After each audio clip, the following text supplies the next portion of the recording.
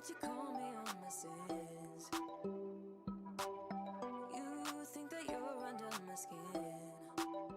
I just wanna wake up in my bed alone. Oh no, I don't wanna be tucked in someone else's arms. I will close my door 'cause I need my time. Wanna speak so loud even though I hide. Like I'm hypnotized, can't get out of here. You don't know me, I just need my time. Yeah. But they say I don't know where you come from. I don't. You seem too nice to be alone.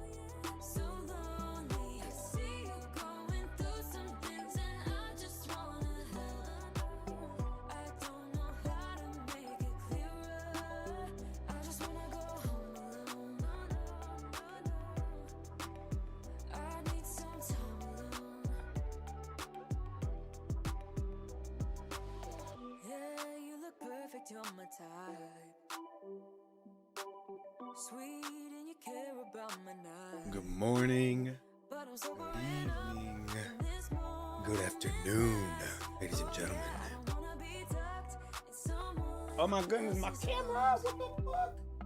Cause my heart just broke and I need my time. Wanna speak so loud even though I hide. Like I'm hypnotized, can't get out of here. You don't There we go. just need my time. Okay, boom, ladies and gentlemen, we are ready to roll. Einjack.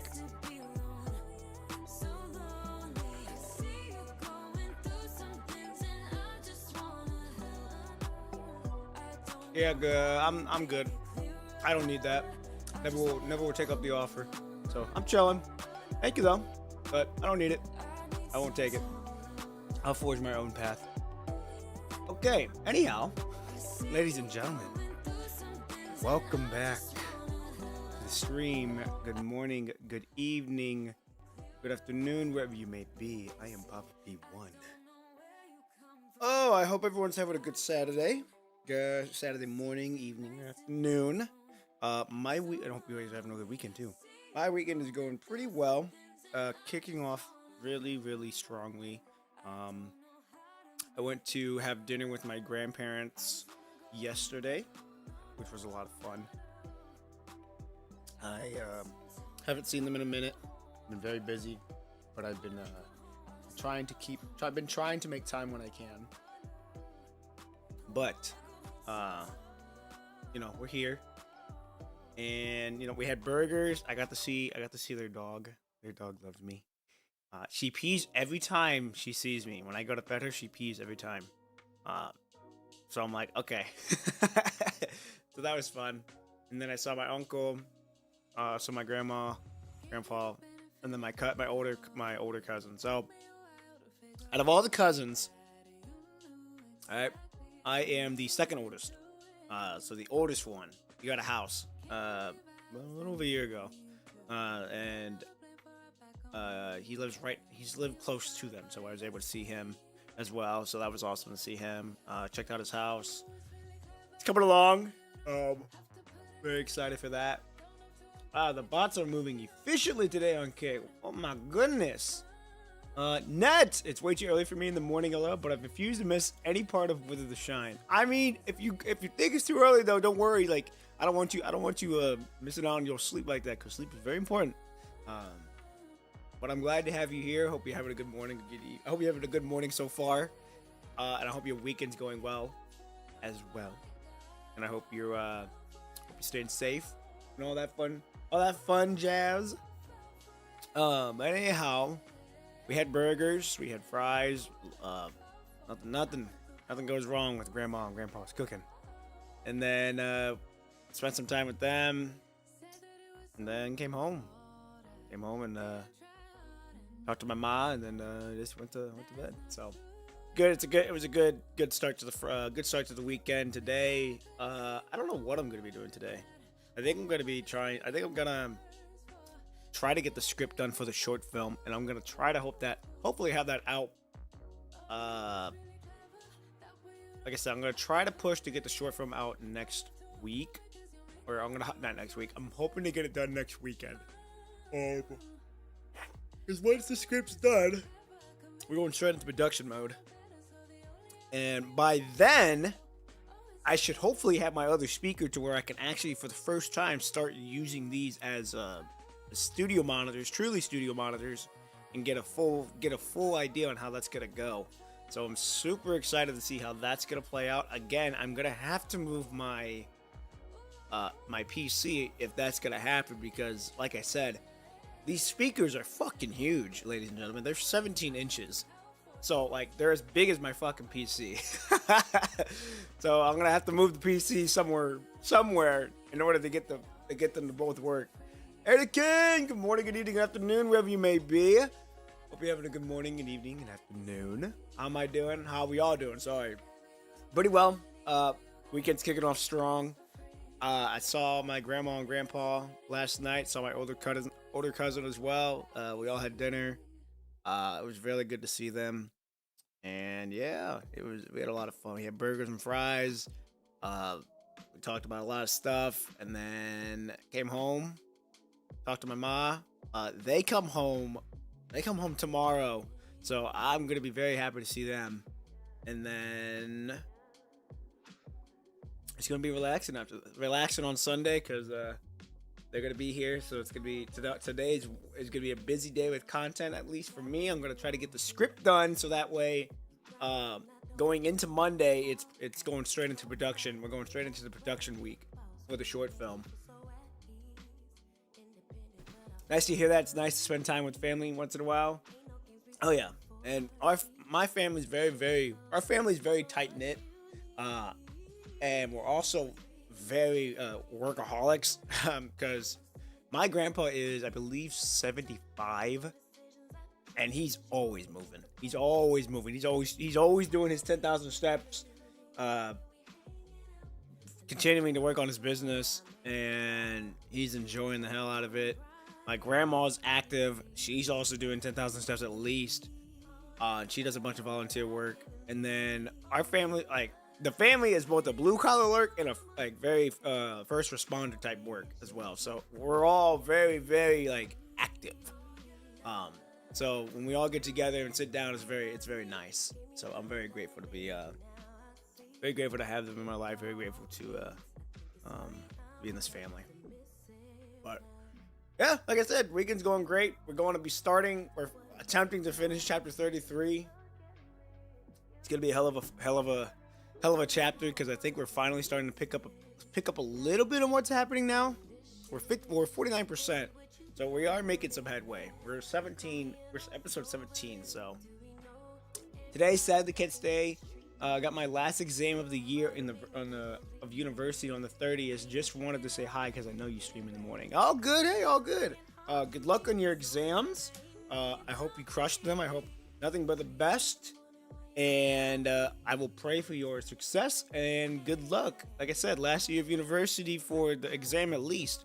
So I hope it goes well for you. I hope you enjoyed that moment, and just be present in the moment. Hope you enjoy your stream, dude. Much love. Much love. All good. Anakin, we'll see you around if you're taking your leave.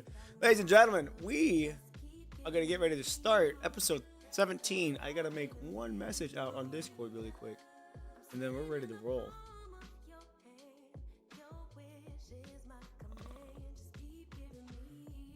Hold up. Oh, gosh. What's happening? Yo.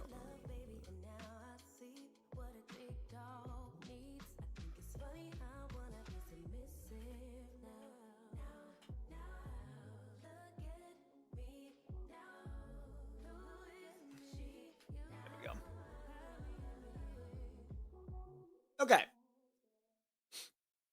And I think we're good. I think we're ready to roll. Yeah, we're chilling. We are good. Okay. Ladies and gentlemen, again, episode 17. Oh, I gotta mute the music real quick, and then we get started.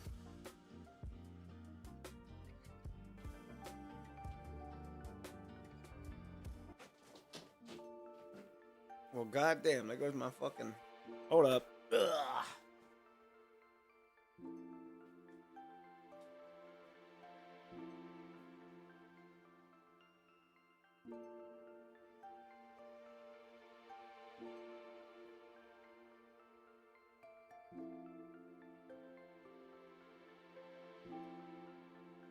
Okay, we're good. Ah, now we can actually get started. These strips fell, so I gotta get some new adhesive on them. Okay, here we go. Episode 17, Spiral Tower.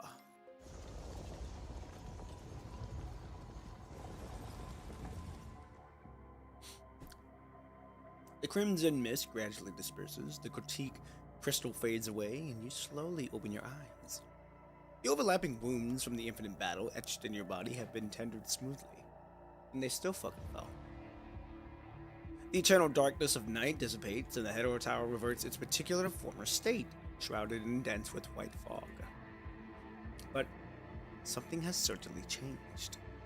An unfamiliar language and excessive information floods your mind incessantly. In that instance, time and space appear to solidify into a tone, granting you the freedom to explore its pages.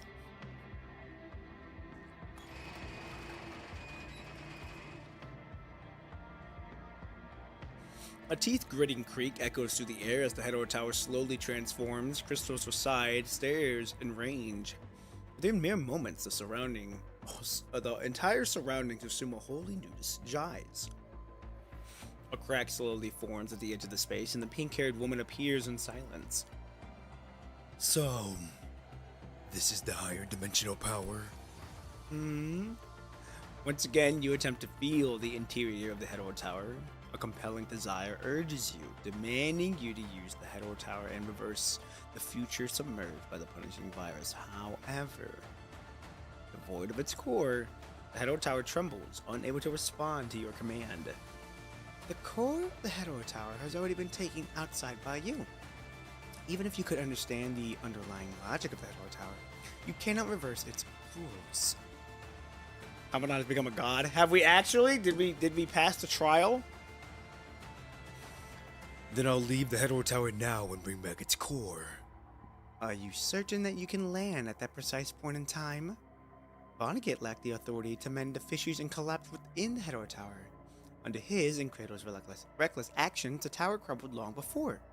Now, all pathways have fallen into chaos, making it impossible to precisely locate a time for landing. Then why can you? Because I don't belong to your world, nor does the civilization where the Hetero Tower exist. Okay, so I don't belong to your world, nor to the civilization where the Hetero Tower exists. Okay, well, we knew that she never belonged to our world. Civilization part's fucking me up, but that's okay. I hope one day this Commandant becomes playable someday. I mean, that'd be pretty dope. That'll be pretty dope. Yes, Commandant just mentioned that he has higher dimensional powers now that they passed the trial. Okay, good to know. Okay, so we did pass the trial. I didn't know if that was just like one part of the trial was done, or now we can just like kind of like go through wherever and do whatever we need. Alright. Can you take me back then? I'm sorry. Then can I return to the previous layer? Agent Zero still exists at that time when you entered the tower, and the core isn't inside the Hetero Tower, so...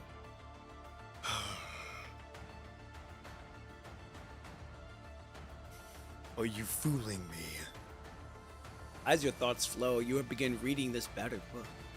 Fractures surrounded the Hetero Tower with time in complete disarray. As a result, the Hetero Tower grows infinitely upward, its peak now beyond reach. If this continues, the Hetero Tower will eventually collapse completely. When that happens, all the fragments within, including human civilization, and the remnants of the other civilizations drawn into it, will vanish beyond the gateway. Even if you could somehow forcibly reclaim Agent Zero's authority, what then?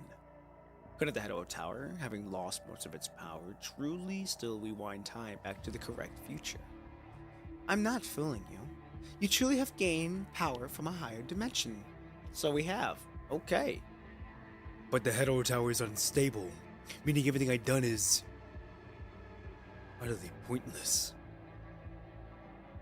Inside this Hetero Tower, I can't even unsure the human civilization in that final timeline will survive. Strange skylight seeps through the fissure in the wall as the mutated red tide silently spreads, attempting to breach the Hetero Tower and corrupt time in the outside world.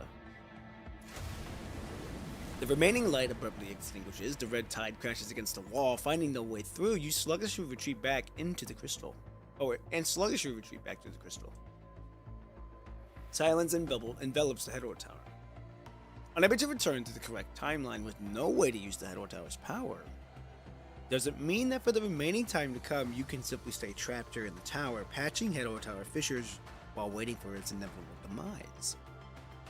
Dragon Destroyer! How are you doing today? Happy Saturn Day.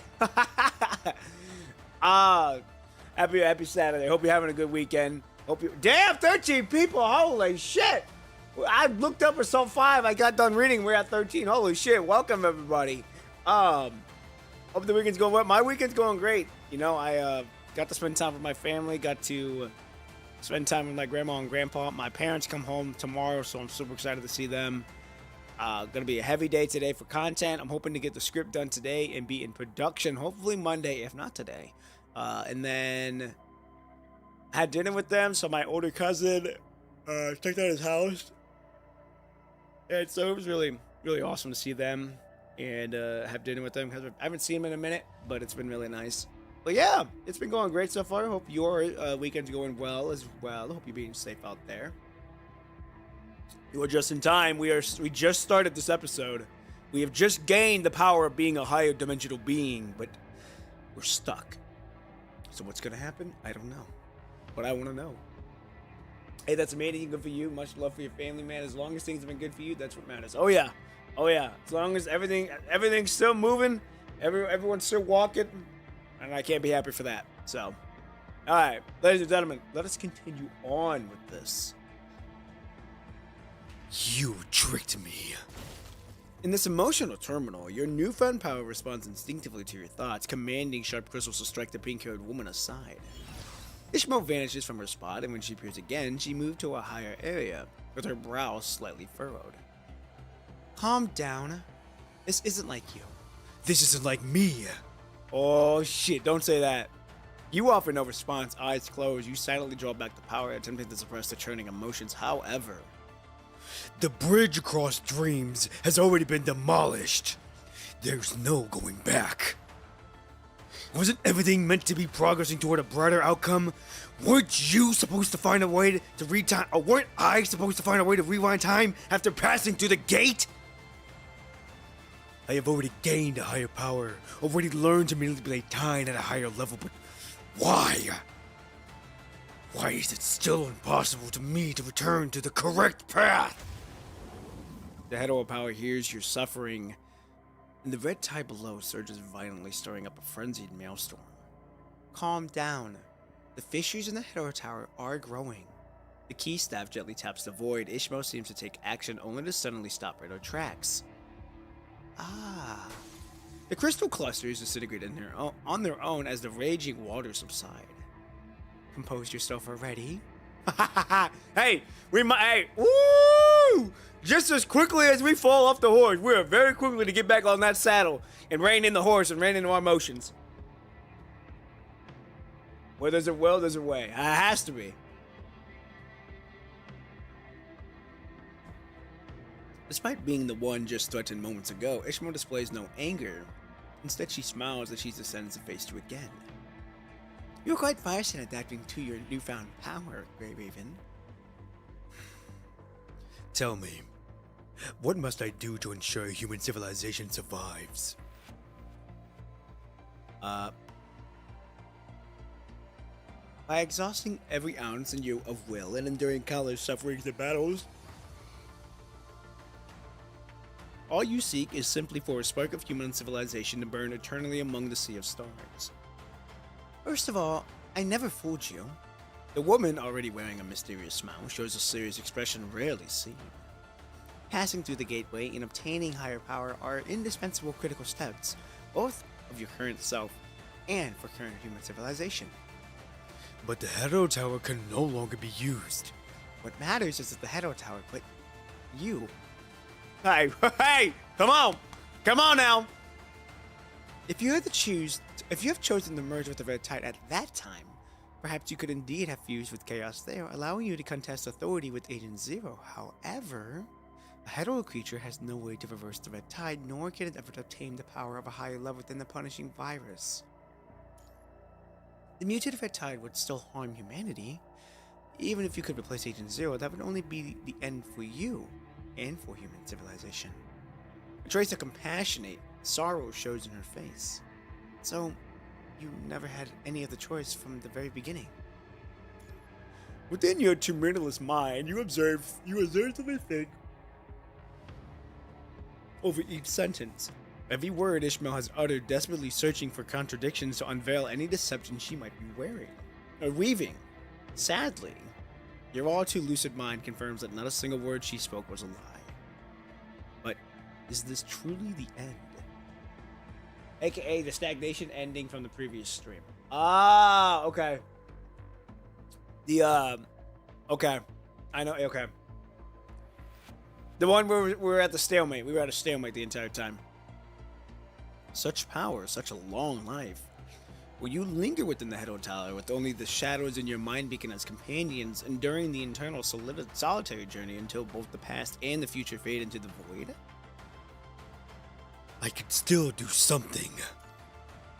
Facing the hollow Hero Tower, you let out a hoarse, sorrowful cry. You could also join me in becoming a higher dimensional observer. By crossing the gateway, you have already earned the qualification to become an observer. Observer? Once you become an observer, I'll help you recycle the Hero Tower and truly obtain the authority of Agent Zero. We will become companions. That's not what I want. I will tell you how to use the punishing virus to preserve human civilization in another form.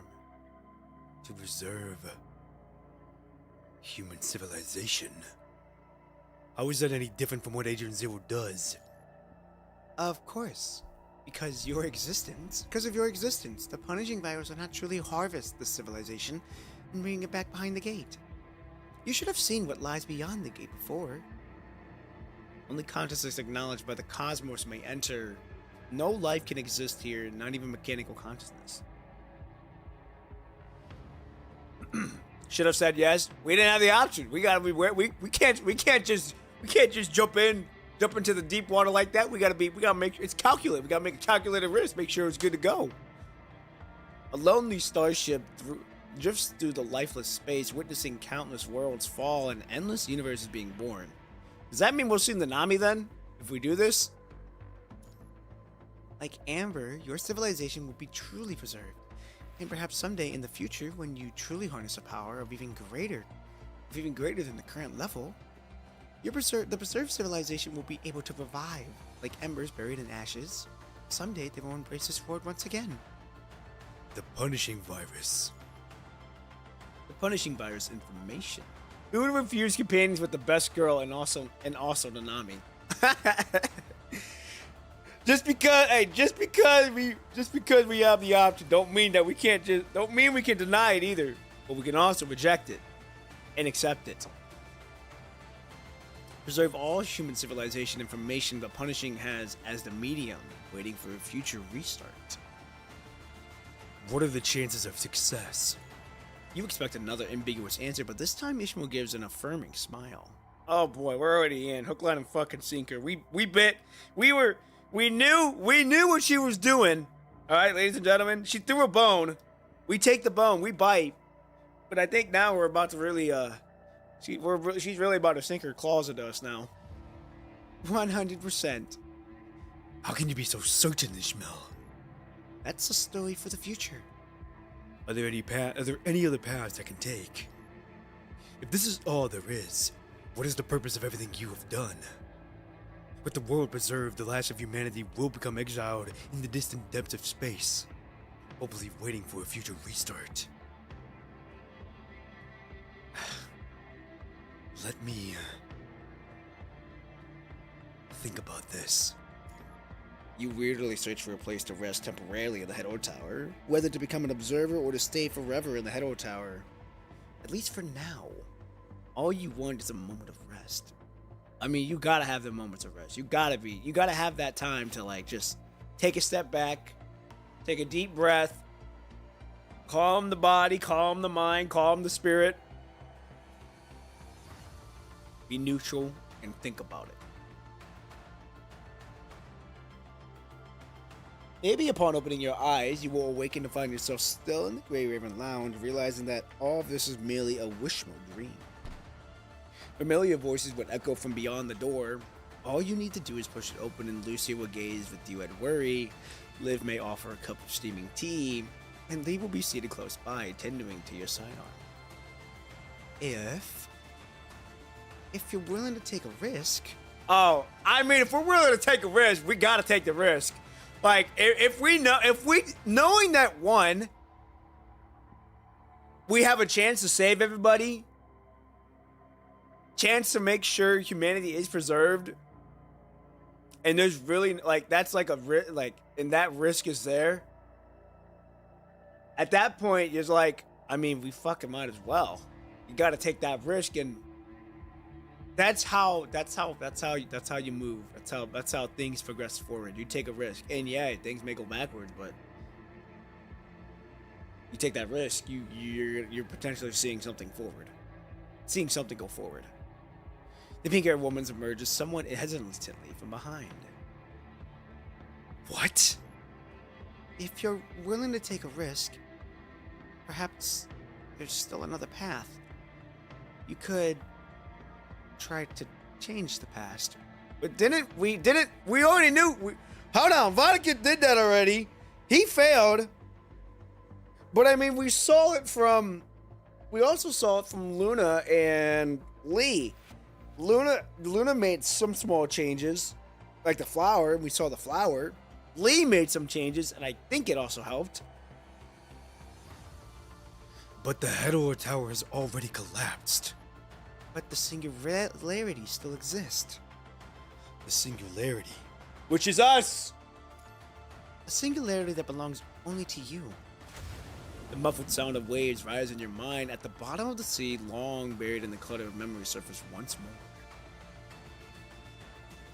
Bottom of the sea.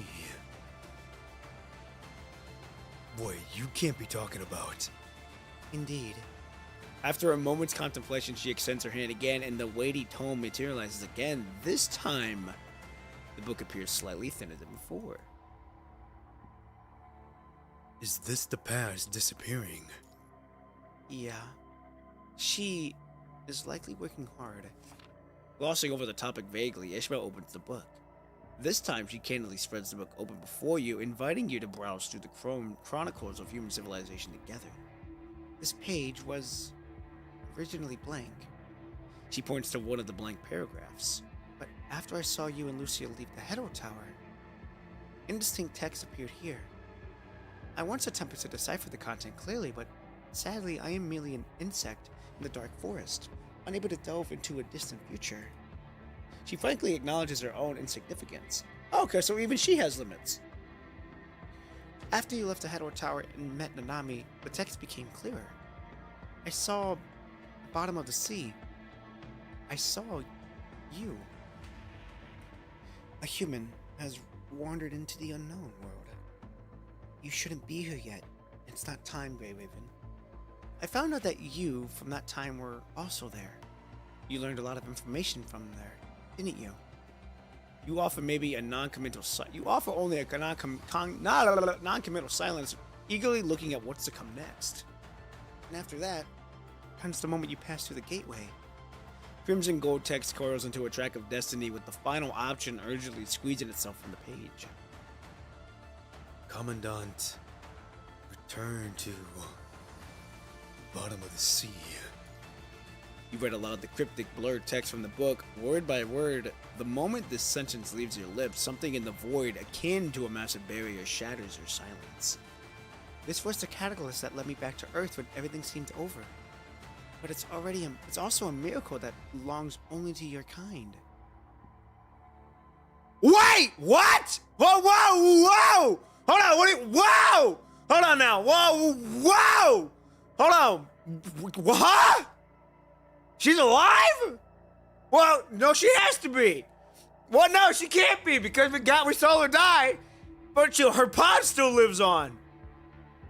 What did we do? Did we give her a naval a resting place? A naval barrier? Yeah, burial? Sorry. Hold on.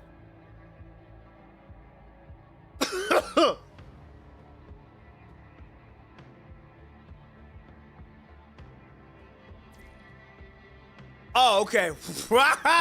Oh, okay, hold on. It's just, hold on. Hold on.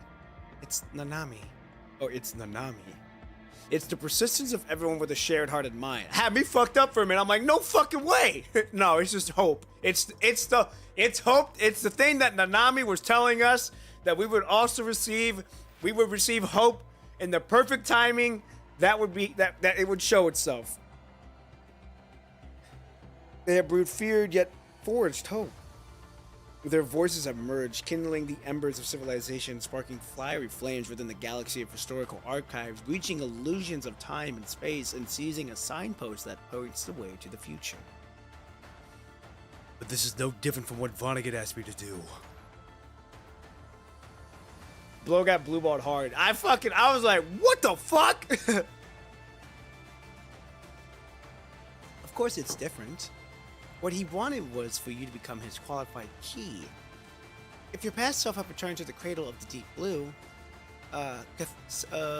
Sylthia, I think it's Cathilla. Cathilla would have hatched nothing but a key entirely according to Vonnegut's wishes. If your past self had returned to the cradle of the deep blue, Cathilla would have hatched nothing but a key entirely according to Vonnegut's wishes. Chaos would have completely become his puppet. She would have contained the red tide within the ocean as Vonnegut's desire, yet Agent Zero would still have eventually consumed Chaos's consciousness. This isn't fundamentally different from what you could accomplish by jumping into the red tide at that time. So 30 years later. Okay, hold on. So she wants us to go back to Cradle Parade. But this time, us, actually. Hold on. This is going to be a gamble here. Hold on. So she wants us to... she wants us to jump into the red tide from 30 years later. Or from 30 years... Wait, hold on. So hold on. This is fundamentally different from what you could accomplish by jumping into the red tide at that time. Hold on. I'm going to keep reading here. But now, she flips to the tone. If your current self were to return to that undersea cradle, Cathilla could hatch chaos in her complete form. Yeah, okay. So she wants us to jump back. She wants us to jump into the red tide. I'm assuming with the knowledge that we have now. Or whenever we first got captured and then jump in there. To help complete her form. Thus having a chance to not fuck everything up. A complete chaos would possess the absolute power capable of defeating Cradle. If you could fully control the Hedor Tower before it has become damaged, perhaps you could truly fulfill the wish you've been hoping for. Yeah, okay, so if we go back and we actually jump in, we have a chance to help complete with Cradle and completely fuck up Cradle, or complete chaos and completely fuck up Cradle, thus not destroying the Hedor Tower. It's basically, instead of clone combat becoming chaos, higher present dimensional combat becomes her and said, yeah. I was gonna say, like, we would take the place of the clone commandant and essentially be the catalyst that would help complete chaos, thus her being able to do what she needed to do in order to defeat Cradle. Now, the problem with that is, I believe, is that if Clone Commandant lives, I have a feeling Clone Commandant's going to be the new Grey Raven, and we'll be the observer that Ishmael basically is. We would lose this world, but we would be watching from that world, knowing like, okay, we did our job. Humanity has been preserved. I may not be there, but it's fine. Hold the timeline back to the day before the Hedor Tower's arrival. Gravekeeper. Okay. Pull the timeline back to the day before the Herald Tower's arrival. All else fades into insignificance as this single fragment of knowledge is etched inevitably into your consciousness. Is that true?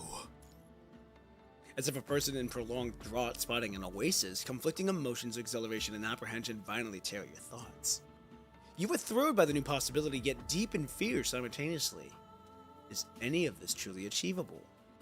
I have no reason to fool you. But what will happen after the timeline is pulled back? What do you mean? Those born during these past 30 years, what will become of them? Those destined to meet will naturally find each other, and those destined to be born will naturally come into existence. However, they won't be born into a time of pure darkness. Without light, without hope, filled with suffering and sorrow of separation. If you succeed, they will be born under the warmth of sunlight. Perhaps becoming the valiant soldier on Babylonia, or perhaps working in a conservation area. They deserve a better tomorrow. What is deemed will not change, but all of that solely relies on your success. I've done told y'all, ladies and gentlemen, it's a risk, but if this risk is worth taking, we will take it. Even at a time like this, you're still concerned about the people who have nothing to do with you? This is indeed a new story I wish to witness. Still, are you truly willing to take such a risk? The impulsive surge of determination gradually cools. An inexplicably chill creeps back into your bones, forming crystals of doubt in its wake. There's no such thing as a free lunch. Oh yeah, nothing's free! And certainly no benefits without cost. If I choose this path, what price will I have to pay? Is it I who must pay the price? Or humanity's bear? Or must humanity bear an even greater cost? To be precise, the risks are manifold, and the price won't be yours alone to pay. I think Nanami even said that. Nanami said if she does something, I think Nanami kind of knew this part. Hold on, this kind of makes sense now if Nanami knew this. Because she even said that she'll pay a price, but that also means that I will pay a price, and everyone else will have to pay a price. So it kind of makes sense when I look back now, like, okay, Nanami was talking about something, and now we're kind of getting a double confirmation here of you'll pay a price, and it's not going to be alone. I'm not going to be the only one that's going to pay the price. The bigger the risk, the bigger the reward most of the time. Pretty much. This is true unless the prices consume everyone and everything you waited. True. Like I said, it's a double-edged sword. I have never witnessed such a possibility before, so I cannot predict what consequences this action might bring. As a friend, I would not advise you to take such a gamble. Okay. It is an extremely risky option. The smile on Ishmael's face fades as she regards you with a grave expression. One small misstep, and you'll become the commandant who truly died at the bottom of the sea. Ooh. Shit, ladies and gentlemen, this is a gamble. Ooh, shit, are we willing to take this risk? Are we willing to take this risk, knowing that if we fuck up, we will physically die, and we cannot fuck up, and we will truly not be able to save people?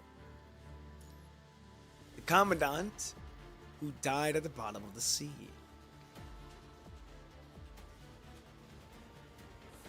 Waves crash against the shore.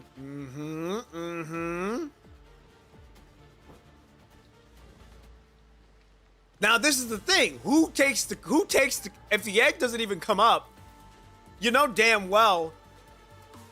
I don't know what's gonna happen here. This is very interesting. This is the gambler's risk that comes with this. Preserve them in amber until the time comes to revive them, or take the risk and force everyone, innocent or not, to pay the price of your failures.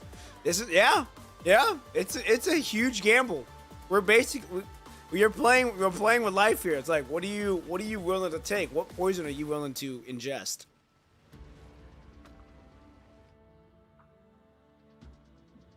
One of the clones of the Grey Raven Commandant died in the incident.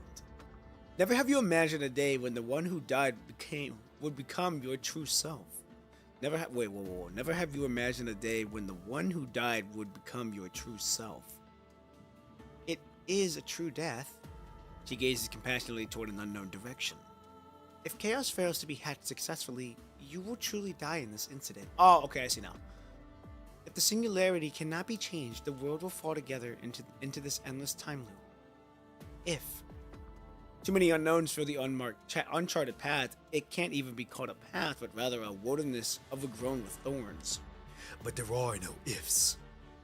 And who can guarantee that thorns watered with blood will truly blossom into roses? As a friend, I advise against choosing this path. Unknown whirlpools lurk within this option. A single misstep could lead you, and perhaps the entire civilization, into an eternal cycle of time. Ice splinters surge wildly through the crevices of your bones, growing in tomorrow's formations. Given hope, only to shatter it again. Nothing could be more cruel than this. A bright red apple hangs on the precariously fragile branch while a starving person sits right beneath it, but is forever unable to grasp its solution promise. I still hope you can join me. Ishmael extends her hand towards you. Join me and become a higher dimensional observer. But Your civilization, right? The Hedor Tower rotates silently, its endless staircase spiraling toward the heavens. A door engraved with a familiar symbol quietly opens wide before you. Bizarre, otherworldly curves from the strange colored buildings, while colossal sculptures stand at the city's heart. The skyline indefinitely merged with the planets and stars arranged in particular constellations, with the dark sun suspended at the center of the sky. here, This is my civilization. Amber. The city's time seemed frozen at a specific moment. Yes, Amber. I sealed them within this space with my own hands. One day, they will embrace this world again. At least they won't be easily eliminated by high-dimensional beings like other harvested civilizations. The vision lasts only a moment before disappearing like grains of sand. Ishmael looks at you, seemingly waiting for you to make your final decision. Observer. What greater risk? Should you let human civilization colingle in place and await salvation in the distant future, or should you choose a desperate struggle for a new possibility?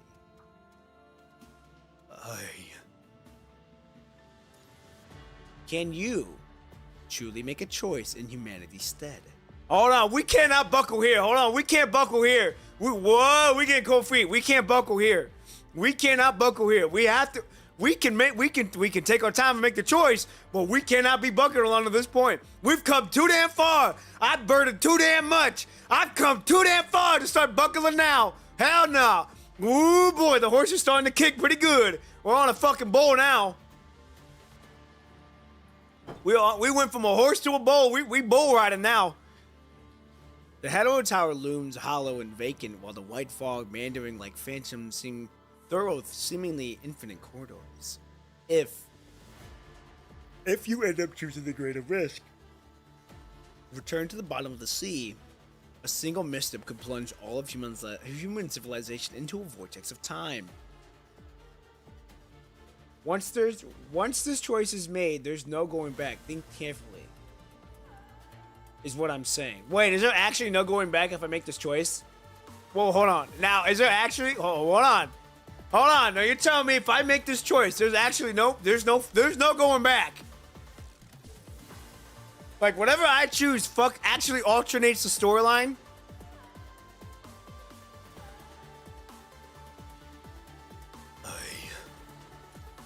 Your fingertips tremble uncontrollably as a cold sense of isolation crawls up on your spine. There's no need to be so anxious. Yeah, I was gonna say, there's no need to be anxious. Literally just fucking take a deep breath, calm yourself, look to the man upstairs for guidance. He gonna take care of everything. And be calm. Alright? This is where crystals are made, ladies and gentlemen. This is where diamonds are made, alright? They gotta be under so much pressure and so much heat. And they gotta go through so much cuts before they blossom into the shiny diamonds that we know. This is the moment where we are being pressed, where we are being in heat, and where the cuts are happening.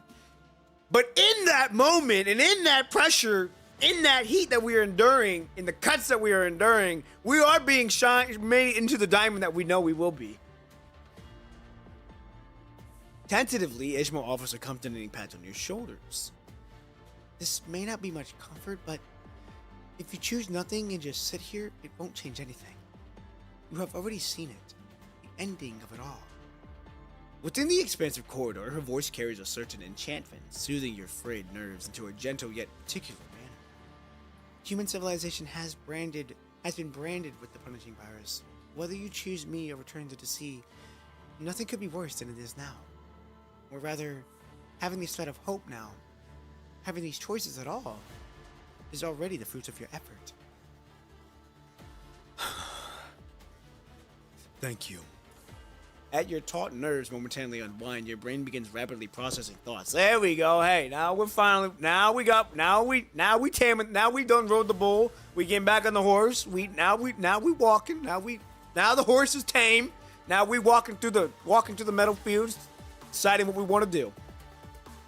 The punishing virus has already marked human civilization, meaning that no matter what action you take, it's already the optimal solution in this ending of inevitable doom.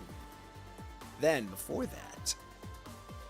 Before I make my choice, I'd like to ask you a favor. please go ahead. Ishmael seems consistently tolerant and gentle toward your bold request. No matter which path I choose, could you take all the research data from Aerospace City before I enter the tower? And give it all to that Nanami in deep space? You want me to give all Aerospace City's research data to that administrator behind the gate? So she's an administrator. That's right. Nanami. She will certainly understand my intention.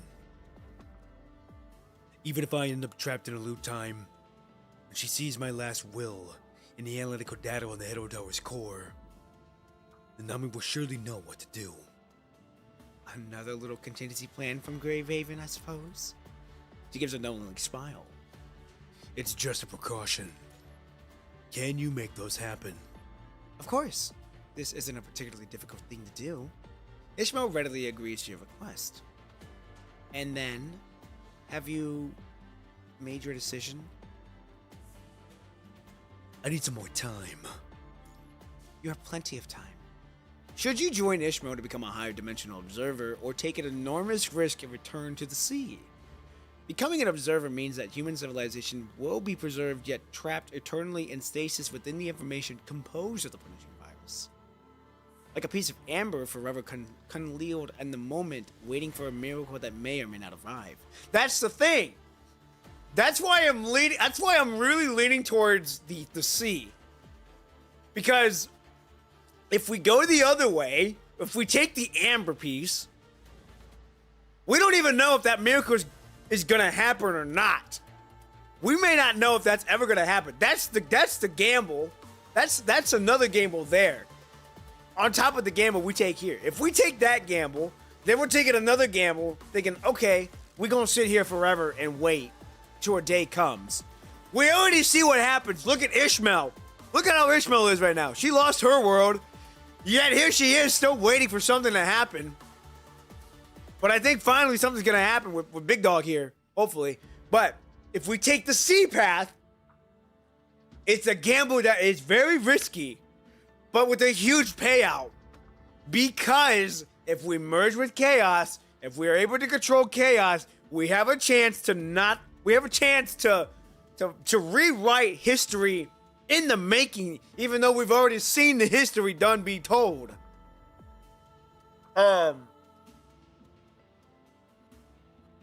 But if we fuck up even once,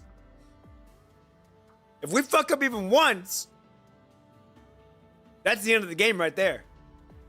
But I'm willing to take that risk though, knowing that it's gonna be, knowing that we have a chance, knowing that if we have a chance, rather than sitting and waiting there, because time waits for nobody, ladies and gentlemen. We can't just sit there in time and let things go by. The sun is still gonna rise in the morning. The sun is still gonna go down in the morning. The moon will rise and the moon will be gone. So, no matter what, time will move on And whether or not it actually does something will be yet to be seen. The Amber Plane will get them into an eternal stasis until you acquire power for greater than what you have to do, so human can be reborn so nothing will happen to them again.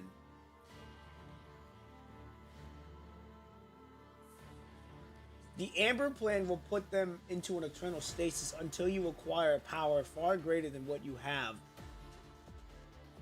No, wait, far greater than what you have now, so humanity can be reborn so nothing will happen to them again.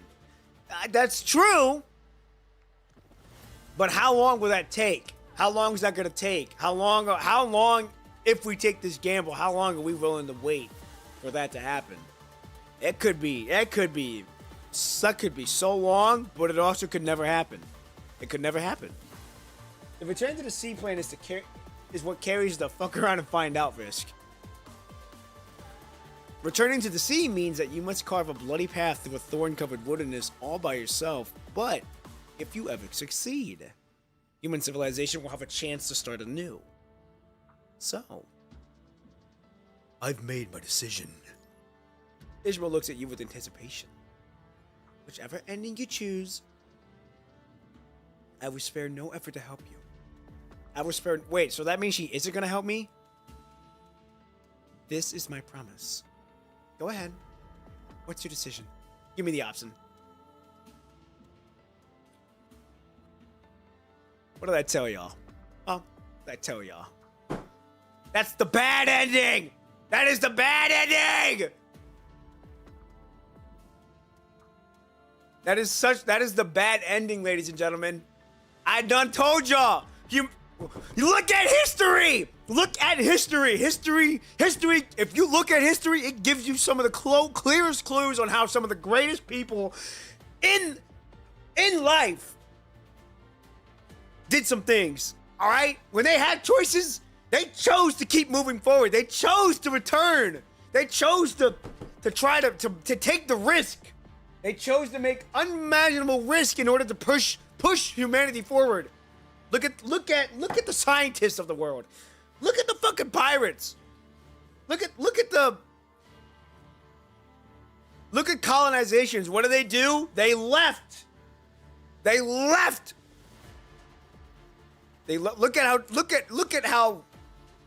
at how that came to be. Look, we sailed across so many seas, and we fucking made something happen out of it. Granted, tremendous risk. Look at how the world was still being formed back then. Look at how everything was happening. They had no map. They had to go off the sea. They had to go off the waves. They had nothing. They went into the unknown. Look what happened in the unknown. Yeah, we lost a lot. Yeah, some people lost, but look at that. Look at how that's going. We will choose to become the observer because that's the bad ending. But I will return to the fucking sea. We will, as much as I would love to return to the sea right off the bat and just keep moving forward, I know that this is an alternate ending, which is a bad ending. We will unlock the lore. We will unlock the lore from that. But if this was not an option, or if we had to do some stuff, we would be returning to the sea. Blind, good morning, good evening, good afternoon, wherever you may be. Hope you're having a good one so far. I'm almost an hour late. What happened? Basically, we became the higher dimensional being from the trial that we had from the Hetero Tower that Ishmael wanted us to do. And after gaining that power, we will basically... we can't change the time, but we have choices. So Ishmael tells us that we could preserve time, preserve humanity in an amber crystallization while we work together to try to figure out how that's going to work.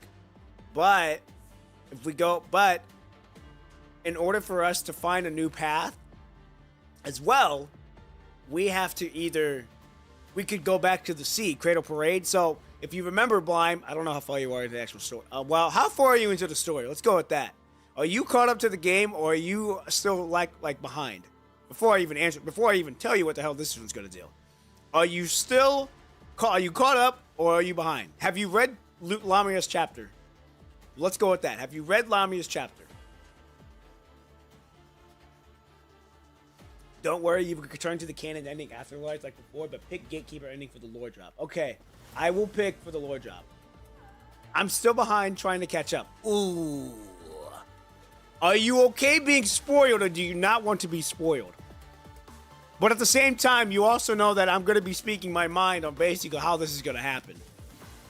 So I think you are going to get spoiled, even if you don't want to get spoiled, because, you know, everyone here has kind of like seen everything so far that's happening.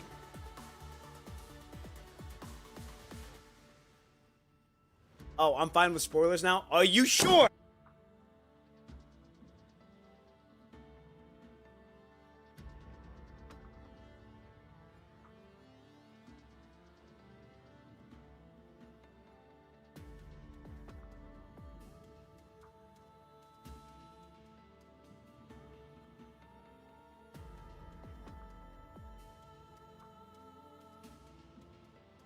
If you say yes, I will talk. My fault. When my water hit it, it muted my. When I dropped my water, it muted my microphone. I'm just a camera. Okay. All right, we're gonna get into it. All right, so Cradle Parade. So in Cradle Parade, in Lamia's chapter, Lithos took a clone commandant, but at the time we didn't know it was a clone commandant, or at least I didn't know. We go through all this stuff. Clone Commandant, TLDR. Clone Commandant merges with the Red Tide, becomes Chaos, our daughter, and basically, you know, that's how Chaos is born. However, what we just learned is that where we're at right now, with us learning this higher dimensional power, we have the chance to go back into that time. And instead of Clone Commandant merging with instead of Clone Commandant merging with Chaos, it would be us, the real one, the big dog. All right, it would actually be us instead of Clone Commandant. So it would be us merging with Chaos instead of the Clone Commandant. Now with us merging with us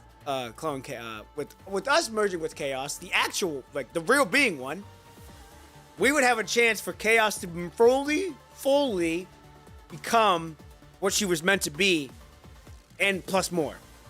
So meaning she would be able to handle Cradle, and we would possibly find a new path. But, there's a huge but. If we fuck up, if we die, and if we do one misstep, we fuck up everything.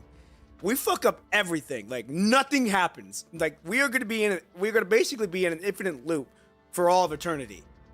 And there will be a lot of fucking mishaps, a lot of bad shit happening. But if we succeed, we basically find a new path. Funnily enough, I think the CN version of this chapter didn't even tell you that the options included alternate endings. So if you picked something, you had no idea. Damn. Well, this is why I'm glad that all the veterans here, or the ones that have played the game already, like, can help me out here. And this is why I'm very grateful for that. And this is also one of the reasons why I wanted to stream PGR, is because there are a lot of vets in this game and a lot of like seasoned players in this game, and know the story, know how the game plays, know the gameplay, know how things are. So the fact that I'm able to, that was the other thing, is like I wanted to cater to the veterans of the game that have been in this game for a long time, know the story, know the characters, know the gameplay, and so I could get immersed with it, and they can help me along the way. So that's the other reason why I wanted to stream PGR. So I really need to get PGR to my gaming schedule now. It is so good if you're willing to take the time to read it. Like, I've been streaming this game for 7 months, but I've learned so much shit about it. It's really good. I've already seen enough spoilers in stream, so it's fine to know about it. Okay. All right, as long as you're okay with it. As long as you're okay with it. So, okay. So, ladies and gentlemen, now that being out of the way, knowing that we are going to be returning to sea makes me fucking happy. We are going to choose an observer, and we're going to learn about the biggest lore drop that has been said that I do not know. All right, here we go. We're choosing to become an observer. Here we go.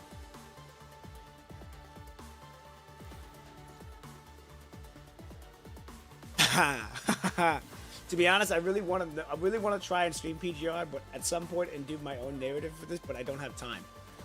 That's all right. That is all right. If you, all right, hold on, ladies and gentlemen, I'm gonna be very blunt here. I'm gonna be very blunt here. If this is how I look, this is how I made the switch. This is how my mindset switched to what I'm doing now to chase my dream. All right. Now, this is not to be mean, not to be any rude to anybody, all right? This is basically how I thought about whenever I was doing this, all right? When I was thinking about this, becoming a streaming, it was more of, if I really wanted it, and if I really wanted this dream to work, and I wanted to make this work, I would find the time to make it work. No matter what, I would find the time. No, it didn't matter with how busy I was, I would make the time. I would find the time to make it work. Now, granted, like I said, that is not to be mean to anybody. I am not. Y'all know y'all know I really ain't like that. All right. Unless you disrespect me, then that's a different story. But I want y'all to. I say this because if you're truly passionate about something, if you're truly wanting to do something that will make you fulfilled, will makes you feel like you're chasing your purpose, you will find the time. You will find the time to make it work. Why do you think I streamed early in the morning all those months ago before I started streaming at 7 now? I streamed at 6 because I knew that was really the only time that I had that I could find that time and then go to work and then spend time with family and then do other things. So that's the thing. Like, if you truly are passionate about something and you it doesn't have to be, it could be anything. It could be an artist, it could be music, it could be gaming, it could be doctor, firefighter, carpenter, construction worker, engineering, IT, or whatever it may be. If you truly want it, you will find time. Every streamer has inspiration, right? Some of them are. I hope to be to inspire people to, just chase your dreams no matter what, and to just be in the present moment. That's the other thing too, and to spend time with a lot of people that you care for. Those are the things. I really try to inspire people to, spend time with people they care for, because time is precious, time is very short. To chase their dreams and to just be present in the moment and enjoy life. That's what I stream for. Oh, I totally get you for sure, but with how things are, not gonna get into it. I want to make sure I have enough time so that I can slowly get back to it. Oh yeah, and of course, and I get that 100%. I get it. And I'm not gonna pry. That ain't my place to do that. I'm not gonna pry. Nor will I pry, because that's not right. But I want to make sure I have enough time so that I can slowly get back into it. Oh yeah, of course. You always got to ease your way into something. Ease your way into it. Always be able to calculate when is a good time and when is the right time for you. Time management is difficult if you're very busy. That is very true. It is very true if you're very busy. Look at some of the biggest names in businesses or in the content space, or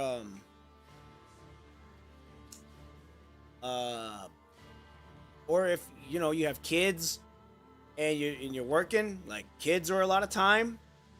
Your job is also a lot of time, and then whatever else you do on top of that, be that your hobbies or whatever, or if you're chasing something, you gotta be able to manage that time with that. So yeah, I don't have kids, so my time management is significantly reduced because of that. My job, I work 8 hours, so that's a big portion of my day. And then after that, spending time with my family and juggling that, going to the gym too. So you got to be able to find that balance too. But it is very difficult if you are very busy. But it goes back to me saying, if you truly want it, and if you truly want something, you will make time, and you're also gonna have to make sacrifices too. I'm making sacrifices right now as we speak, ladies and gentlemen. I'm making sacrifices as we speak. My sacrifice is sleep, even though yes, I am sleeping very well, sleeping really good. I knew that if I was gonna have to, my sleep was gonna get cut by like 2 hours or 3 hours. So instead of getting my 8 hours, I'm maybe only getting 5 hours, 6 hours maybe. 7 or 8 on a good day. If I need to take a rest day. And then other sacrifices is, I don't party. I don't really hang out with my friends like that because they also know that I'm chasing my dream. I don't go out of my way to parties. I don't go out of my way to go to clubs. I don't go out of my way to go to things that are not gonna really benefit me like that because, you got to be able to make the choices as you are. As a student, I too sacrifice sleep for important and nonsense reasons. Yeah, that's the other thing. If you're a student, be it college, be it high school, whatever, like when any level of students, you're making a lot of sacrifice because you're also making them choices of you got to go to school, you got to wake up early to get to the school. Especially in college, that's the other thing. If you're in college, I went to college. Like the amount of choices that you have to do and make with that, okay, I'm gonna give y'all some lore here. I'm gonna give y'all a little bit of lore. When I went to college, and this was 5 years ago. Wow, that's crazy. 5 years ago, I was training to become a paramedic firefighter. I had my EMT, and when you go into college like that, you get a lot of freedom. But with that freedom, you also have to be very mindful of that because when I first went to college, and I would have my first class, I had to be there in the morning, but I had to make the drive to the college. But then, like, if you wanted to go use the restroom, you could just fucking walk out. You could just walk out and go use the restroom without having to raise your hand. Like, hey, excuse me, can I use the restroom? Hell no, you could physically just walk out. And then on top of that, being able to, so my first class was, I think, 8 in the morning. And then I would go till like, I think 9:30. And then from like that time on to like 11 o'clock, I could do whatever the fuck I want. Whether that be schoolwork, whatever, you have to manage that time. It's like, okay, I have 2 hours. I could either go and study, or I could go fucking sleep on a couch for damn near 2 hours and do whatever. I work from home and I'm usually on call, but I'm needed to work. But I'm needed to work through at the night, which is why sometimes I don't sleep till 3 in the afternoon. I don't sleep for nearly. Wait, I didn't even sleep for nearly 20 hours yesterday. Holy shit! Damn. Now that's the other thing too. If you're working from home, and you gotta have your own space to be able to do the stuff, whether that be on the call, whether that be video calls, and if you're working from home too, you're sitting down for a long time, as well. So those are sacrifices on top of that. Shark Face! Good morning, good evening, afternoon, wherever you may be. Hope you're having a good one so far. My week is going good. My week is kicking off strong. I had dinner with my grandparents. Saw my older cousin. Saw his house. Saw my grandma and grandpa's dog. She's awesome. And then, let's see. Had dinner with them. Came home. Talked to my mom. They come home tomorrow. I'm super excited to see them. And then, yeah. And we're streaming. It's a big day. We're talking about dreams and time management. So and we're learning about what's happening here. So you're not missing much. So eating dinner, glad to be here. Yeah. Hey John, good morning, good evening, good afternoon, wherever you may be. Hope you're having a good one. How are you? Hope you're having a good one. I hope you're really having a good one. Hope you're having a good weekend. Hope it's going strong for you. Welcome here. Glad to have you here. That's awesome to hear. Oh yeah. Also, so anyhow, let me get back to the story time. EMT. You're learning about stuff. You're a student. You are making sacrifices there as well. So anything you do, you have to make sacrifice if you really want it. So basically, TLDR, ladies and gentlemen, if you want to chase something, if you will find the time to make it happen, you will also make sacrifices on top of that. That's something I'm doing now. That's something I continue to do now. I'm taking risk and I'm making sacrifices damn near every day. The speaker that's coming in, like that will place right here where my PC's at. I'm taking a risk. I'm making a sacrifice because it's just because I know that I'm setting myself up for the future in the long run. And y'all know, like, this is not this. I'm taking this so seriously. I'm not looking 2 years ahead, 3 years ahead. I'm looking like 10 years ahead, 8 years ahead. So that by the time I'm in that range, that would mean I've been in the game for a long time. I know the ins and outs. I know that I would still be learning stuff no matter what, and the skills that I will be learning is going to be interesting to know because I'm basically being a filmmaker. I'm basically a director. I'm a producer. I'm a composer. I am an actor. I am an audio guru. Like, by the time I'm done, by the time I'm like 8 years in the game, I'm going to be so knowledgeable about this shit. It's going to be fucking wild. So it's going to be interesting. It's a party here in the stream now. Holy cow! Yeah, it's a parade in my city. Yeah. No ideas what the dish is called, but it's a type of pasta and it tastes real nice. Ooh, okay. A minimum 10 kids with Ishmael. What? If my fat ass doesn't got the energy to run, hence I don't chase. Hence, wait. If my fat ass don't. What if my fat ass don't got the energy to run? Hence, I can't chase my dreams. If like I said, this goes back to if you really want it. If you are truly passionate about your dreams, if you are truly passionate about what you want to do, you will find the time to do it. You will truly find the time to make it work. And that's not being, I'm not trying to be mean. I'm not trying to be like that. Because like I said, ladies and gentlemen, I try not to be like that. But if you really want it, if you really want to chase your dreams, whatever it may be, or if you want to strive to be the best in your work, you will find time to make it work. That's our leader readying himself for the future. I have to be, you know, I'm making sacrifices now so that way I'm set up really good for in the future.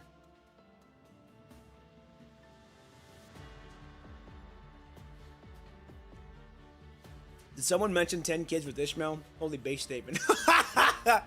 Oh, who said it? I can't remember. It was Alexi. They said it. I need to get some lumbo stability. It's a dish I made of rice, steak, and french fries. French fries? Really? Okay. Interesting.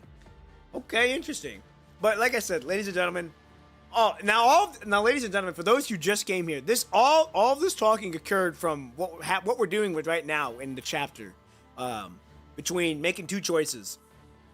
That's basically how this entire conversation started. But glad to have you here. Like I said, TLDR, if you want to make this if you want to make your dreams happen, or strive to be the best in the work, you will find time. So, okay. As much as that was a good talking session, ladies and gentlemen, I want to see the lore drop in this PGR, because Net said actually that the biggest lore drop in PGR will be happening that I made this choice. Now, granted, we are going to go back and collect and pick the right timeline, because, you know, this is an alternate ending. We're going to see what happens here, and then we go back into this. We're going back to the sea, ladies and gentlemen. We ain't gonna fuck up. We don't fold under the pressure. All right, we don't buckle like that. And like I said before, diamonds are pressured by so much, and they are in so much heat and get cut up. But that's how they're made. Okay. All right, ladies and gentlemen, let us take the hand of Ishmael and become a gatekeeper and see what happens. The best ending. There ain't no best ending. Oh God, there ain't no best ending. Is being an observer truly the final destination of the cosmos? Of course not. This sea of stars is measured vastly, but I am an insect in the dark forest. If the infinite life, one cannot explore an infinite future. Opting to be an observer marks just the first step of ascending the staircase. Yeah, exactly. How long you been on the staircase, Ishmael? Huh? How long have you been on the staircase? Ishmael faces you, gesturing for you to take her hand. Ooh, it's got me fucking fired up. I sound like fucking I sound like Natsu from fucking Fairy Tail. I'm all fired up. Once you take the first step, the gate of the stellar sea will open for you. As the swirling stars shimmer across the sky, tumultuous whispers caresses your ear. In that fleeting moment, tens of thousands of secrets puncture your consciousness, flooding your mind like a sudden enlightenment. As if repeated, hammered, and forged, you will rapidly expand, neural pathways stretching in all directions, enveloping the Hetero Tower like a spider web, spreading beyond it confines. No, don't! A piercing shriek echoes throughout the mud-mire Babylonia. Paradise?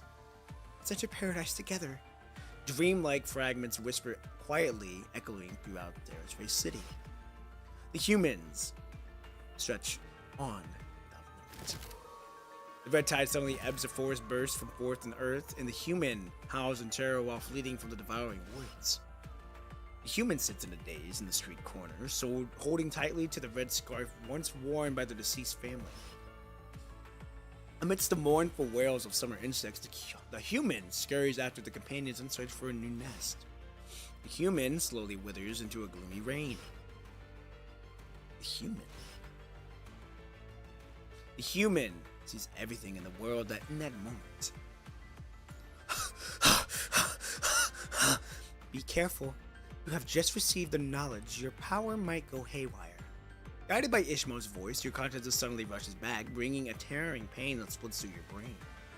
What did you see? She inquires with perfect composure. I saw death. In that moment, you saw Babylonia wander through the distant depths of space until, after countless days and nights, the punishing virus finally caught up to them. Higher dimensional beings never spare any civilization that should be recycled. In that moment, you saw humanity struggle desperately on the surface and the birth of a new agent. Humanity huddled within an aerospace city, their development stagnant, eventually entering the Red Tide's paradise. In that moment, you saw countless Earths for Earth and countless endings for human civilization. Yeah, those are the endings they have predetermined. After listening to your flustered description, Ishmael speaks with clear understanding. You keenly notice a specific word Ishmael is using. Shh. They are higher-leveled beings who monitor the laws of the stellar sea and establish the rules governing their existence. What? Everything is predetermined. Ishmael raises her palm, calling forth her key staff into her hand. The white fog within the Hetero Tower silently disperses, unveiling the vast and dark universe beyond the limitless space. Stars gleam with brilliant radiance, their trajectories, like all else, predetermined in eons past. They administer a test, establish rules, and filter out civilizations they deem correct. Okay, only by passing their test can one obtain a ticket to journey into the stellar sea. So the ticket that we have lets us.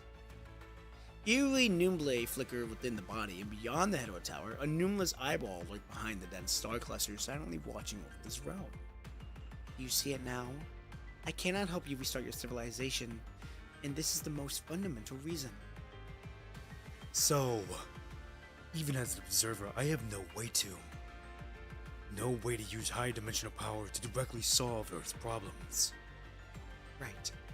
Even as an observer, you still lack the necessary authority to power and initiate a full restart.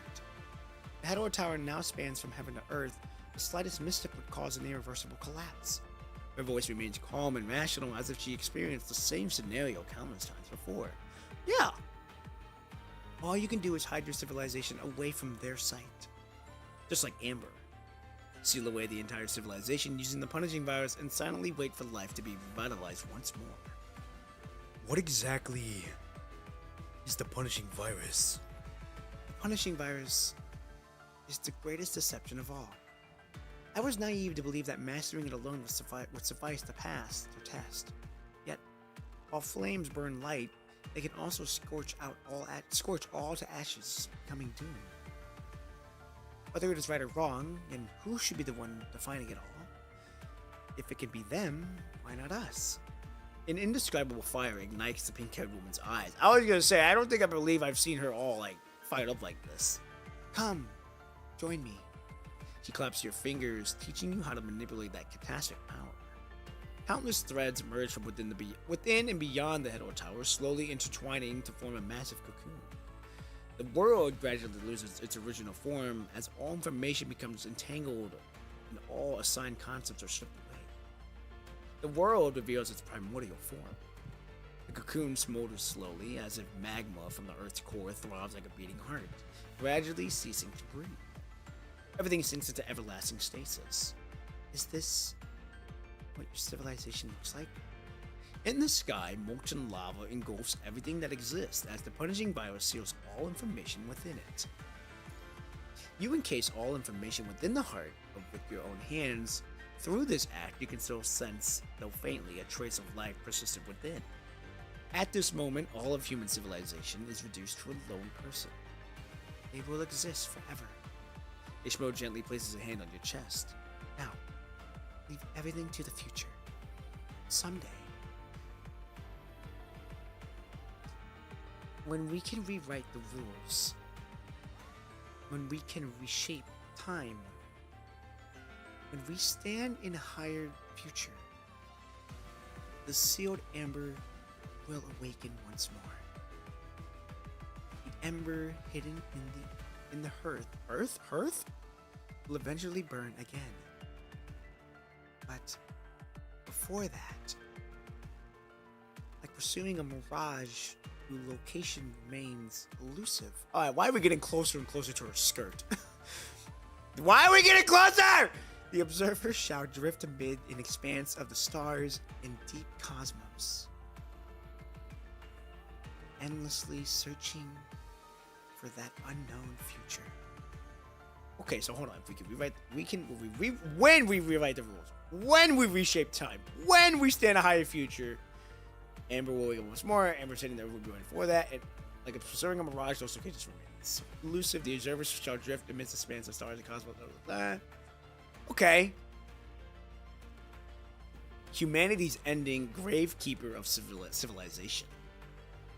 Here, human civilization stalls. Okay, good to know how that ends. Basically, you just sit there waiting. But that's the thing, ladies and gentlemen. Ooh, I'm about to give y'all a big quote. Okay, here's the quote. If you look at the past, how did it go? It was a quote that I heard actually recently. You're met with fear and anxiety or fear, one of the two. But if you're met with present, you're peaceful. That's basically how I look at some things. It's like, if I'm looking back on this, what am I going to gain from this? If I'm just going to gain pain, why am I going to look at this? If I'm worrying too much in the future here, I'm fearful.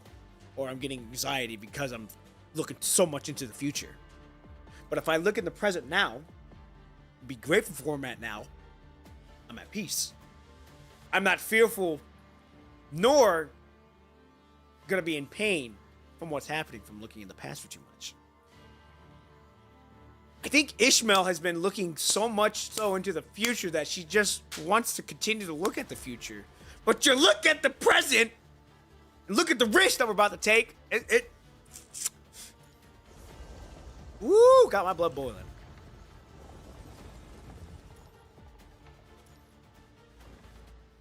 Oh yeah, okay. Also, after this episode, when I do choose the the correct timeline, I'm going to be getting more water. And I'm going to be using the restroom.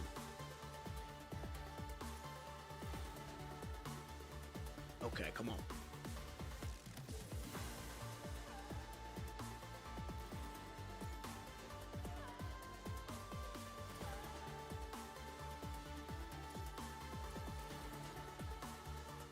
I like the music's really good here. I really enjoyed the music in this game.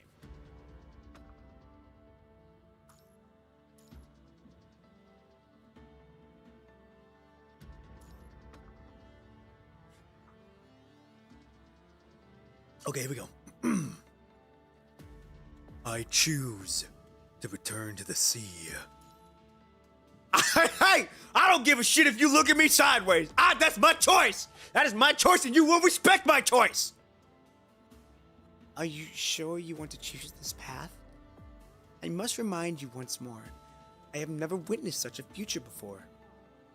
It's precisely because you've never seen it before that it holds greater promise. Woo! We spinning! All known roads lead to failure. So why can't untrodden wilderness become a new path? The greater the risk, the greater the potential rewards. Besides, there couldn't possibly be a worse outcome than this. Even if I were to become an observer, as you suggested, what's the difference between preservation and an eternal loop? Amber will not continue to flow, and the insect trapped within it are no different from truly dead. A fragment of survival and a shard of hope, they're perfectly equal. Should I bear the burden of civilization alone, seeking an unpredictable future, or throwing myself into the fray for one desperate final strike? If human civilization is destined to be harvested, and the ending has already been written then,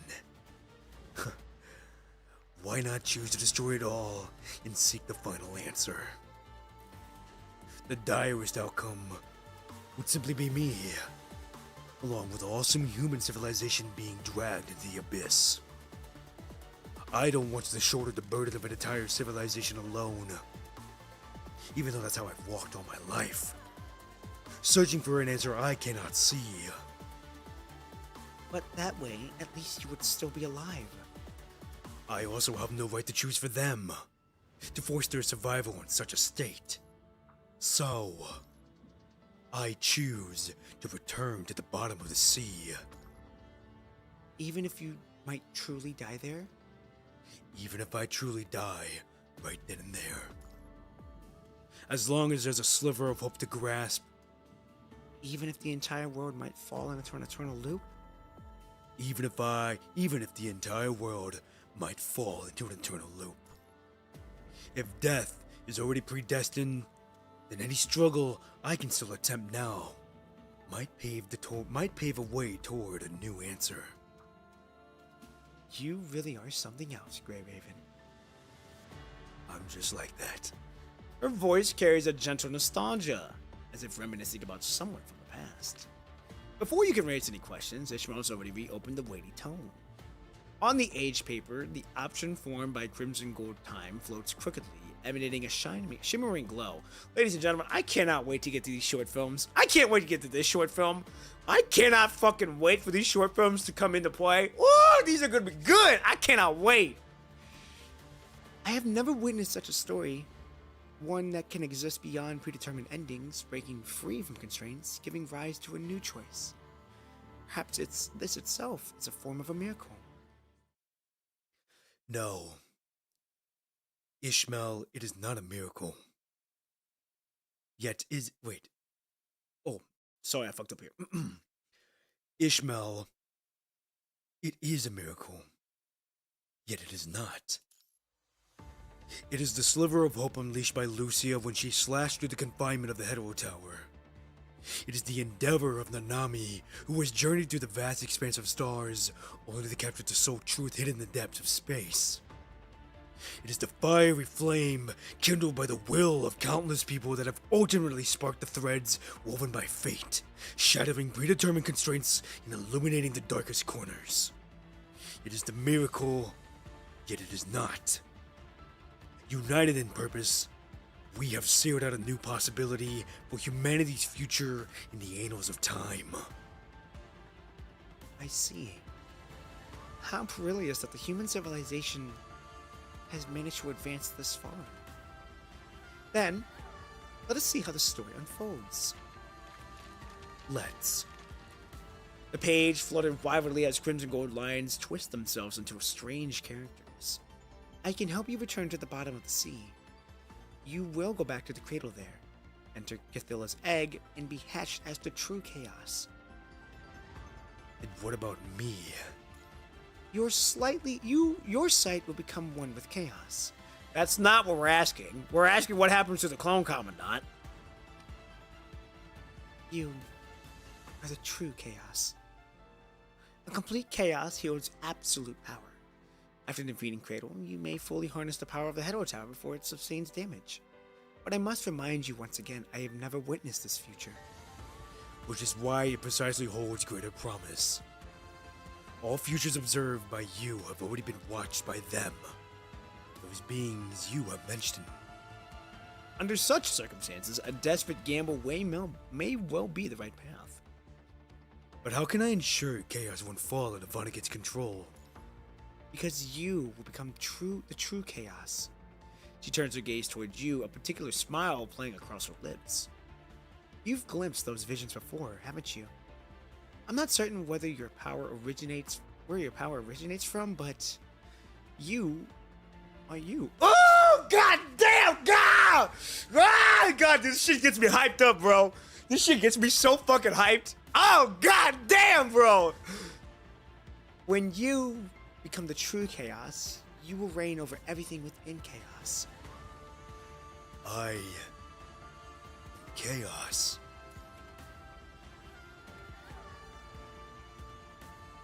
Your sight will transcend chaos. Your sight will exist beyond this realm, preventing Vonnegut from manipulating your thoughts. Seeming to sense your lingering doubts, Ishmael pauses in thought before continuing. Besides, everything has already changed. I've read that ending where you accept Vonnegut's suggestion and merge with chaos inside the tower. What happened in that ending? In that ending, a crimson projection flows slowly before you. Everything beyond Earth falls under Vonnegut's control. He drives the red tide into the sea according to his design, forming what he deems a nation. But things don't unfold as simply as Vonnegut imagined. He fails to leave Earth through the gateway. The red tide overflowing from the Hedor Tower grows increasingly powerful as the hunger of the Punishing Virus knows no bounds. Eventually, Chaos becomes a vessel driven by the will of the red tide. Humans striving to reclaim their home are woven into the grotesque forms of the red tide, while Vonnegut and the humans of the other nation remain trapped on the surface, locked in eternal conflict. A few spared images sketch out the outline, another hellish fate. Vonnegut fails to resist Agent Zero as he has planned, never reaching the future he has longed for. This is the ending that has already been written. She answers softly. Every point of divergence hinges upon you, Grey Raven. Hey! I don't fucking fail! Oh! And if I do, I learn. But we do not fall under these pressure. We do not. Oh! We don't buckle here. We ain't buckling here, ladies and gentlemen. I'm getting bucked around by the bull. I'm taming that motherfucker. I'm going past the fucking 7 seconds. Or 8 seconds. I think it's 8. The ending that entails the red tide inflows will never come after you become chaos, because you have already left the Hedor Tower. This alone represents a future that neither Gasalt, Pashu, nor even I have ever foreseen, despite our exhaustive calculations. This is exactly why we gotta do it! That's good to hear. To send me back to the sea, is there anything else we need to prepare? Hearing the urgency in your voice, Ishmael falls silent for a moment before speaking again. I cannot foresee whether this operation will succeed, and even I find myself no longer able to predict what will happen next, limited by my own immersion in this situation. Her key staff arcs through the air, and a door shimmering with otherworldly colors slowly emerge. If on this journey you fail to stop at all, it will only take the slightest misstep to bring about true death. Well, hold on now. If on this journey you fail to stop at all, it will only take the slightest misstep to bring about a true death. Okay, so we just gotta move. It don't matter what the fuck we see, what the fuck we hear, we just gotta move. And you know damn well some shit's gonna happen. We're gonna see some people that we care for. But we cannot buckle on that. We gotta move forward. All of this will inevitably become a closed loop, trapping you forever in the ending of the Cradle of the Deep Blue. There will be no escape. You will die again and again in the Cradle. You still have the possibility of choice, Grey Raven. I've made my decision, Ishmael. How many times has it been now? How many times have you struggled from despair toward hope, only to be cast into the abyss just as hope begins to sprout? The sacrificed lives accumulated like grains of sand in an hourglass, numerous arms reaching out to lift you from the abyss of fate. I will return to the bottom of the sea, toward the unpredictable future. If this is to be my end, then I shall pay with my life to kindle a faint light for human civilization, gambling on that sliver of distant hope. This is not only for me. Never has been. This is for Lucia. This is for Grey Raven. This is for humanity. I shall shatter the pillared veil of time and burn through the rotting path of fate. I shall transverse my dread sufferings in the darkest of nights. I shall fight with all my might to steal a flame. I shall bring forth the true dawn for humanity. Hell yeah! Ladies and gentlemen, that was a good scene right there. That was a good scene. Now, does anything happen if we choose the other two options? Like, if we choose Grey Raven, does it show a different picture, or does it, like, say a different wording? Or is it all just the same thing?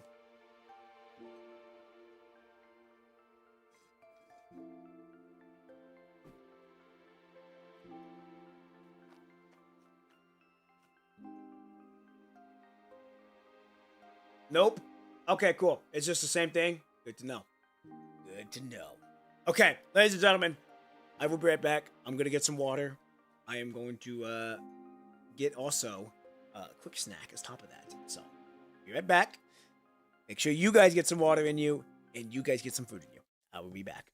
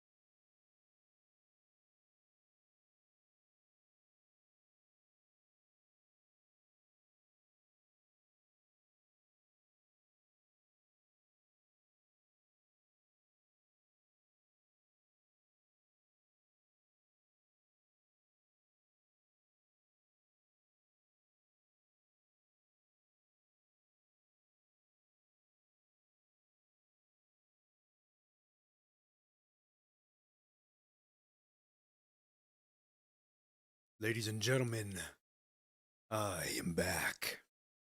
Okay. What did I miss? I'm gonna go be looking through chat now. See what I missed. I don't know my job. Any of you who play Chapter 6, I'm genuinely excited to hear Poppin's reaction to that song. Oh, there's a song to that? Okay. Well, okay. Clearly, with how they fucking are promoting that chapter, clearly something happens. Because we see entire Grey Raven there. I didn't see, as soon as I saw it, I'm like, okay, well, something's happening here. I'm not even gonna fucking get into it. Top 5 characters. Oh, who's your favorite characters? Sorry, my fault. Favorite characters. Oh, never mind. You saw the cover, right? Yeah, it popped. Well, I first saw it on fucking YouTube because the YouTube channel PGR fucking sent it to my, it was recommended to my feed. I'm like, oh, okay. Well, I'm not gonna look at this.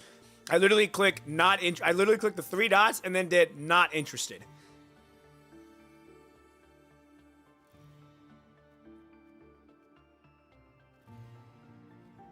They are responsible for the punishing virus in the first place, as well as the laws governing reality. And Ishmael's goal is to ascend to become like them, so she can also rewrite history.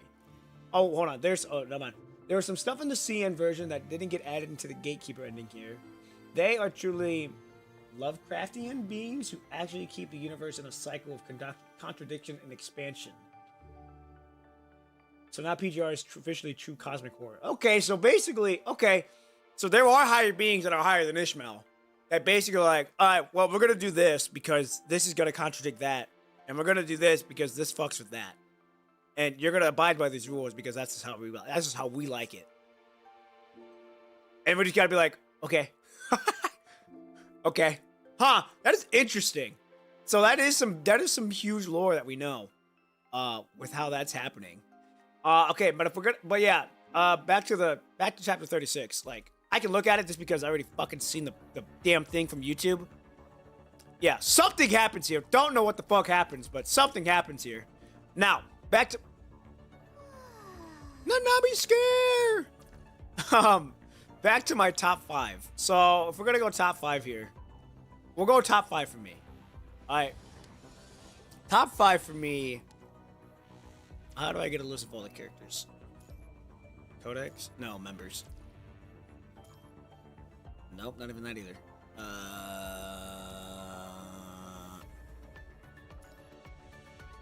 Codex? No. What am I going to get, like, all of them?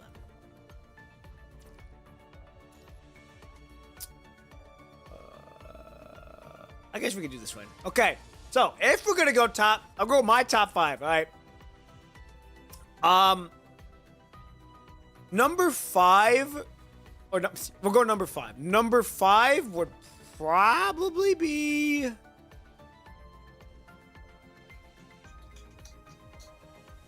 oh,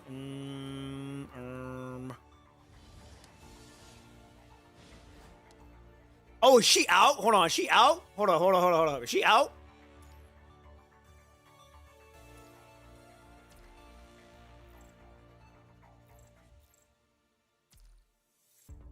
She is not out. I thought she was out. It's a really tough one for top 5 because I haven't played everyone yet, and I want to learn more of them before I make the decision on top 5. But I really like her design. Okay, I'm not gonna spoil myself. We're gonna keep moving. Okay. So I would say top 5 for right now. Just for right now. I'd like fucking close my YouTube. God damn it. Hold on. Fucking close my YouTube on accident. And I just fucking closed my kick. God damn it.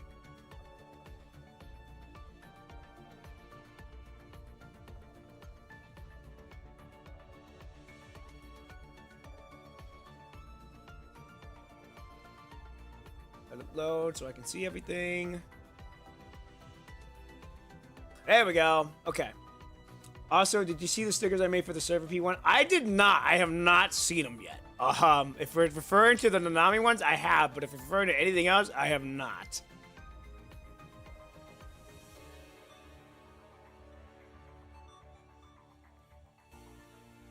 Why am am I? There we go. Okay, so we're gonna go top 5. If we're gonna go top 5 for right now, just for right now, click this. Thank you. I'm gonna say for top 5. Top 5. This is no order. This is no top. Like this is no from 5 to first because I need to see all the characters. But just top 5 off the right top of my head. Goes Luna, then Lucia. Who was the other one? Selena. Karenina was the one as well, and then where's she at?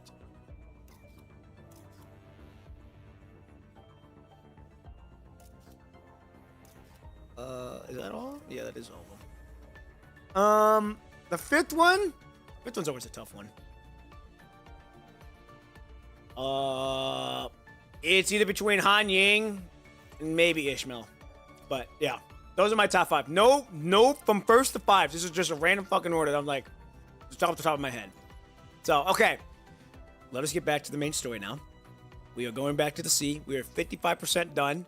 Episode 19, and we actually get to play Ishmael. Now, this is my first time playing Ishmael, ladies and gentlemen. I don't know her gameplay. I do not know how her moveset works. So I'm going to learn as I play. So, here we go. Episode 19, At the Cost of Life. What happened? I really want to know what the fuck happens to the clone commandant.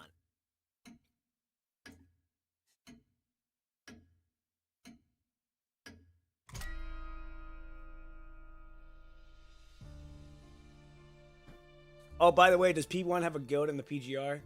She's pretty unique in terms of gameplay. She's very fun.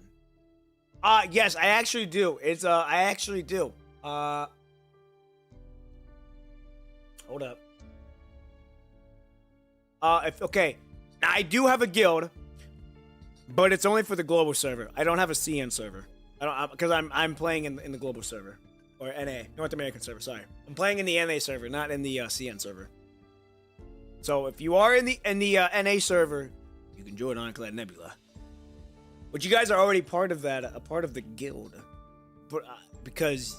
You know, we're on Discord. We're here. You're following me. So like, you know, you're already a part of Ironclad no matter what, even if you're in the game or not. Okay, so if you want to join the guild, just search up Ironclad Nebula. So capital I, Iron, and then capital C, Clad, and then space, and then capital N, Nebula. Okay, here we go. An illusion drawing indefinitely close to death. Hold on. Let me do something.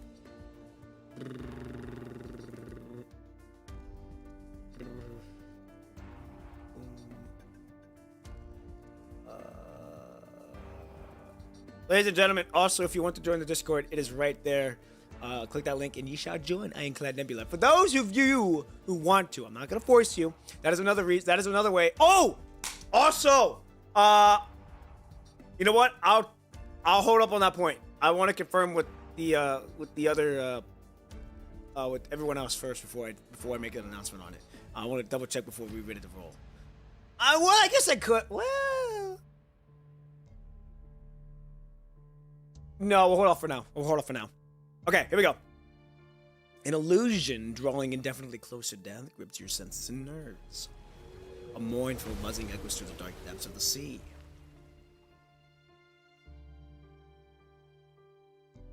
April 1st, April Fool's Day. Fate has decided to crack a cruel joke. The Grey Raven Commandant has vanished. The transport craft back to building. I gotta remember. Okay, we already read. This part has already happened.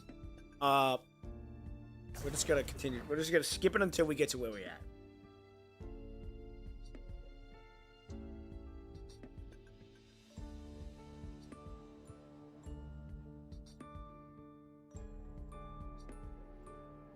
Okay, we already read that part.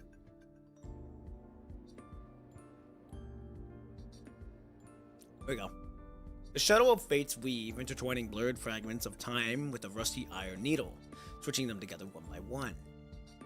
You finally wake from the prolonged coma. Blurry memories extend in sequence.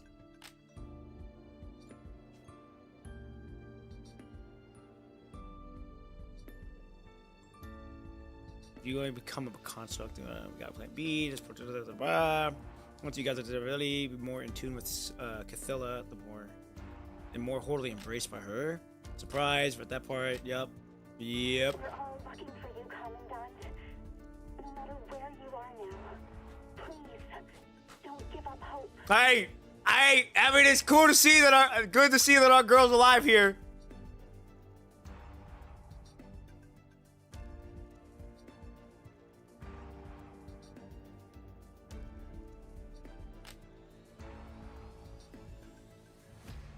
And your mind struggles to recollect more memories. Already read this part. Already seen that part. Okay, we saw that. And after that, T minus 13 hours. There we go. We're finally in our moment now. Okay, we will read this in a second. Who's here? Ree! Hey guys, new PGR player. Hey, okay, welcome to the game of PGR. Glad to have you on the stream. Glad to have you here. Hope you're having a good morning, a good evening, or good afternoon, wherever you may be. Hope the weekend's going well for you. Welcome to PGR. Welcome to the channel. Clearly you're new. So, my name is Poppin' P1. I stream PGR. I make shorts on PGR. I do discussions of PGR. And I do short films of PGR. So if you are liking PGR and you want to see some content, you want to see some unique content, this is the place to be. But I hope you're enjoying hope you're enjoying the game so far. Glad to have you here. This place where you're at right now is one of the most open arms to everyone here. We're very nice. We're very outgoing. We all like to have fun and make each other laugh. So I'm glad to have you here, Ree. If you have any questions, do not be afraid to ask, because everyone here will gladly help you out. I will also help you out to the best of my ability as well. Glad to have you here, though. Oh, yeah. Also, you're going to see a lot of spoilers if you like the story. If you like the story, you're going to get spoiled pretty badly here, because I'm very far ahead in the game. And also, a lot of the videos that you see on my YouTube are catering to the veterans of the game. So if you're new, you will get spoiled. So that too, very big spoilers are yes, and that's fair about the DMC. I hesitated to play back then, but DMC pulled me in. I mean, I don't blame it. The DMC collab was cool. Personally, for me, I didn't know shit about it, so I'm like, it was cool. I heard you guys like to torture yourself with challenges. Now, I don't know. That may be for some of the people in chat. I don't. I just like enjoying the story. I like enjoying the reading and all that. So I don't care about the spoilers, to be honest. I like to watch veterans playing it. Oh, okay. Now I ain't like the metal wares that you would see like on YouTube, who are like, you know, always doing runs and all that fun stuff. You know, I don't play. I may have meta characters, but I don't play the meta way. Just because I've never really liked doing that.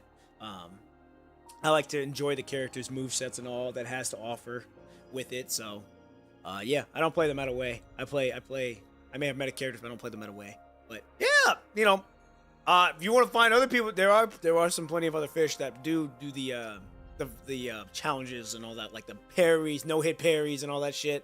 I don't do that. It's just not my cup of tea, but it is cool to see, though.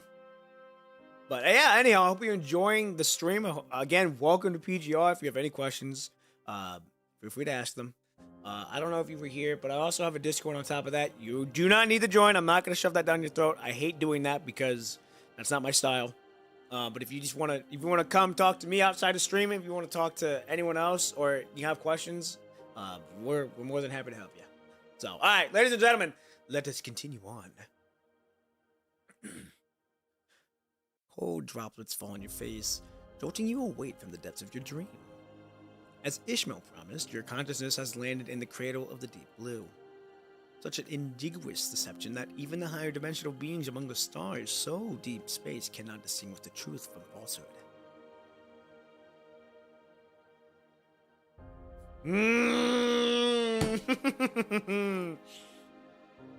We're at this spot? Really? Okay. Now this is gonna be very interesting on how this is gonna go. I thought we were gonna have to redo that entire chapter again just to get to it. So, okay. But my question still is, what happened to the clone commandants? What happened to the clones? We don't even know. Like, are they even here still? Or did they just go poof? Because we're the real one. Here we go. Having endured countless torments, the skin already festering, the body is on the brink of total corruption by the punishing virus. Just keep reading and find out. Okay, good to know. Thank you. I shall. Brink of total corruption by the punishing virus. Soon to succumb to Silthia's embrace, just as Lithos foretold. Lamia, having recovered Shorthold's name tag, crouches down beside you, of her extra sorrow. Oh god, I gotta get in the character. I placed some protective barriers beneath you. This place is too being the hetero creature it was is dangerous to humans. There's more things holding Silthia. Go get the in place than I thought. It took me quite some time to break them. But it all worked though. We're leaving the seabed now and we'll soon reach the sea surface. Hang in there. We're almost there. She looks at you with a woeful gaze, hesitating, unsure whether to hold your hands. Yes. Yes, I know.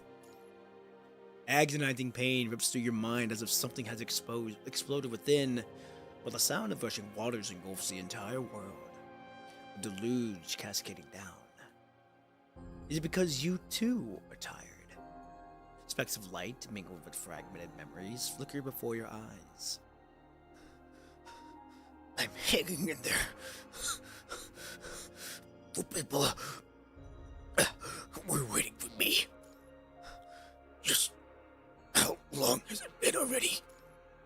Blurred time pulses repeatedly across your retinas. Something seems to awaken within your brain. It's been about over 10 hours. Oh. I mean, how long have they been waiting for me? Faced with this question, Lamia blinks her eyes in bewilderment. What's the date now?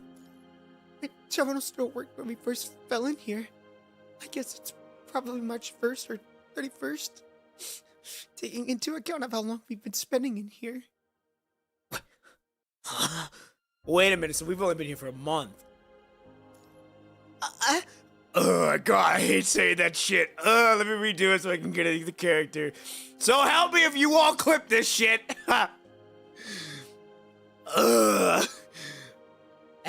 Oh god. I mean, it could be either March 30th or 31st now. Are you sure? Your consciousness sinks into the solitary island of thunder crashes into the abyss deeper than the 5,000 meter. It's April Fool's Day. What should we get you this year, Commandant? Oh, I like the drums! April 1st, April Fool's Day. What time is it now? Oh, I gotta get in his voice. Hold on.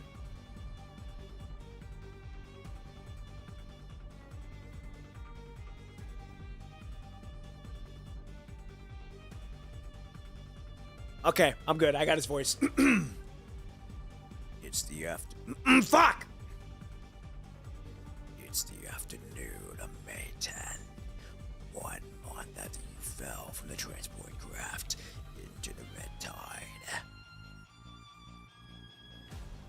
Okay, here we go.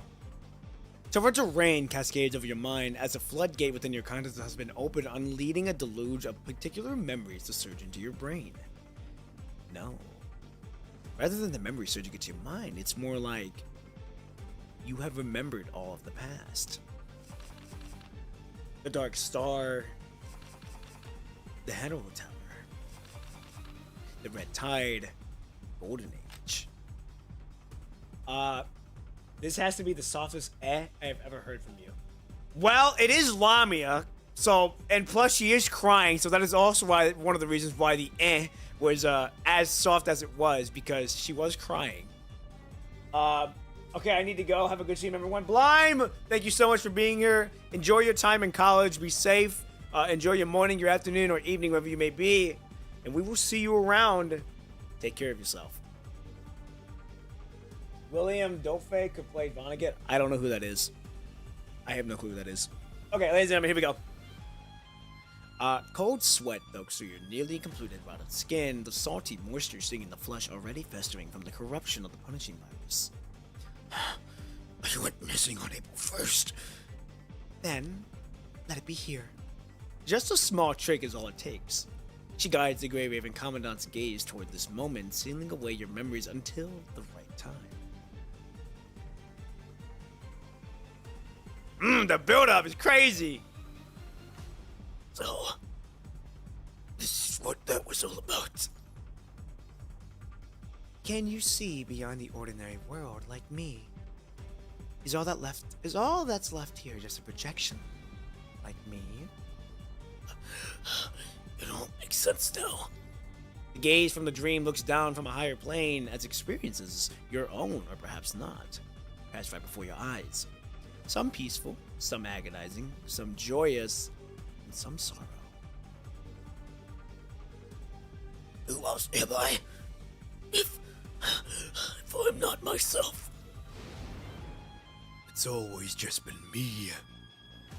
There has never been any other. What did you say? The constraints of the rules imposed upon you, only allowing fragmented words to escape your lips. They aren't coming. Oh wait.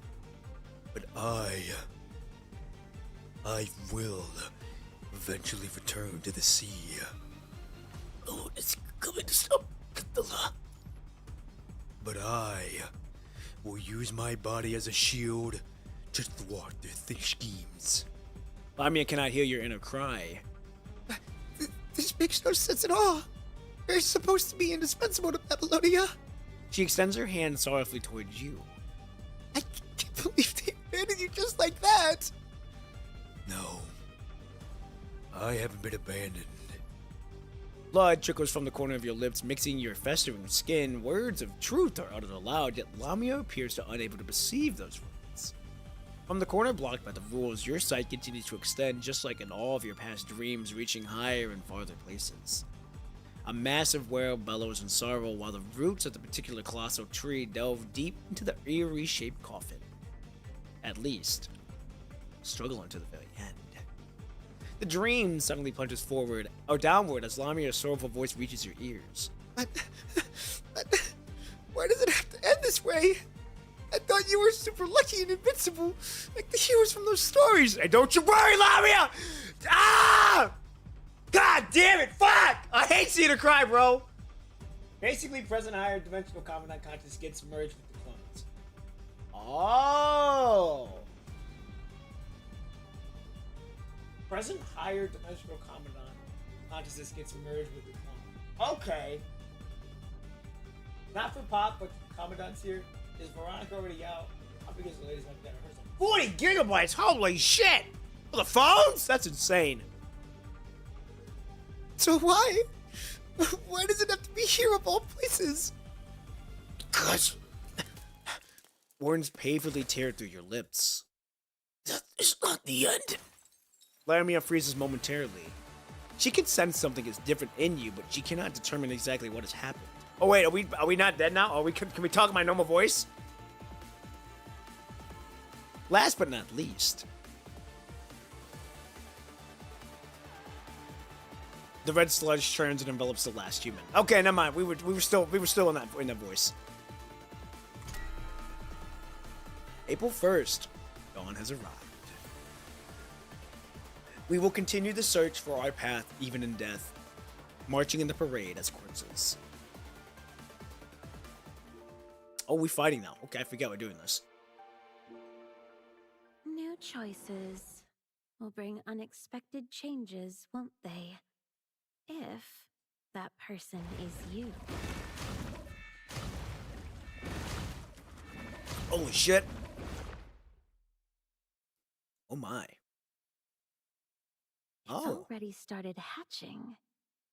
Let me ensure her safe birth. This shouldn't be considered overstepping. Ha! Whee! I like how she floats. She reminds me of Alicia in Okay, sorry. Okay, I like the basic attack. I will go. Oh, wow! Hold on, whoa! Don't Oh, what? What? Her dodge does attacks? Holy shit, okay. There's the blue orb. There's another blue orb. What's the first orb do? Okay. Holy shit. Whoa! Whoa! I'm not used to... Oh, okay, so it builds energy. Gameplay loop. There are 2 sets of blue orb pings. Click the yellow on the right. Oh, I can't even use it. Oh. Okay, hold on. What does her ult do? Would you like to see something? Oh, wow! Holy shit! Oh my goodness! Oh! Oh! What the fuck? Yo! The guy, she does a leg kick?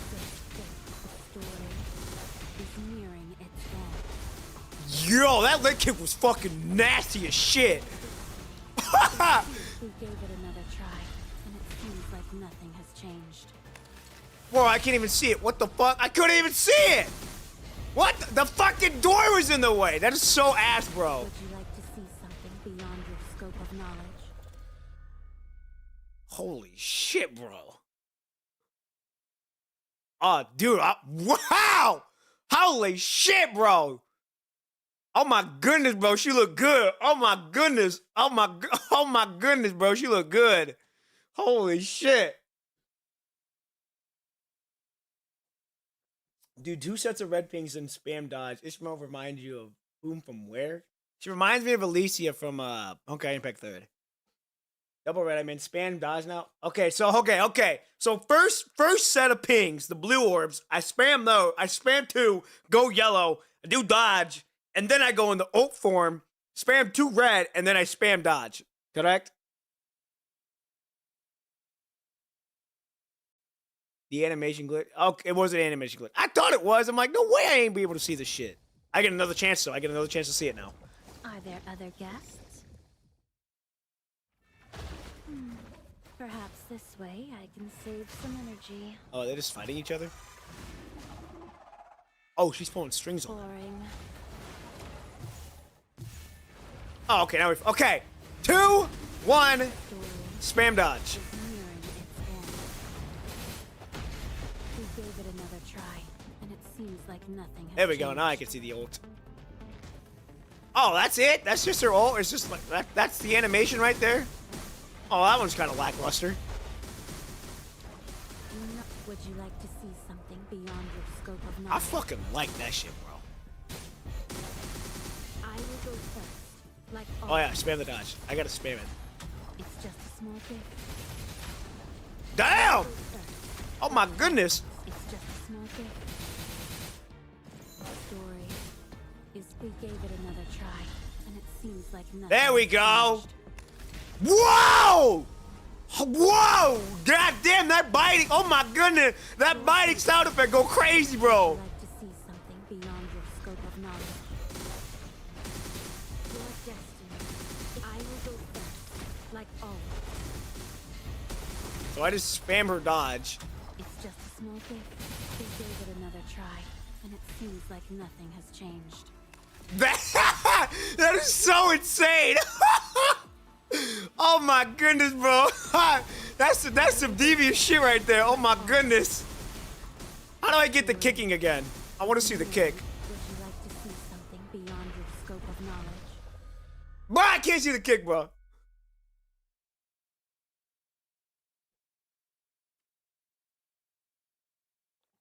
She ate the universe in her ult, by the way. Oh, is that what that was? By the way, usually after she does that flick attack, when you spam dodge, hold dodge to do the kick. Okay. So the flick attack, so like when the flick attack where it shows the squares, then I hold it and then I hold dodge. Oh, okay, after the flick, then I hold dodge. Good to know. I like this design right here, how like half of her leg and half of her body are like space. It's a really nice detail. Whee! And I like how we're floating. Oh, she... Is it time? Do I get another chance to fight her again? Or fight with her again? I do. Hell yeah.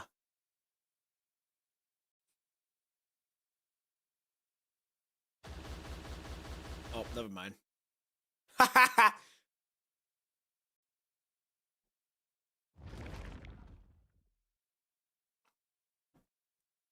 Oh, is that our egg? Or, well, the egg we're in? Commandant!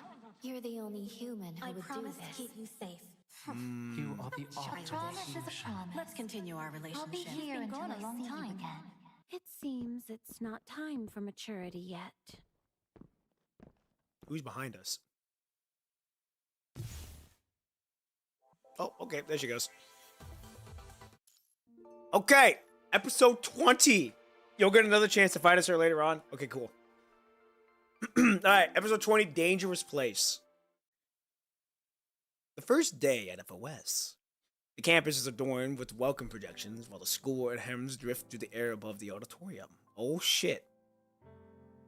Oh! Oh, we get to go to school! Hi, hello there. Is this your first day at the FOS? Here's the enrollment form. Make sure to fill it out using your terminal. Oh, never mind. This is Vanessa. I understand. The girl with purple eyes impatiently takes the form and turns to the leaf. Oh, hello there. You're also a freshman, right? Ooh.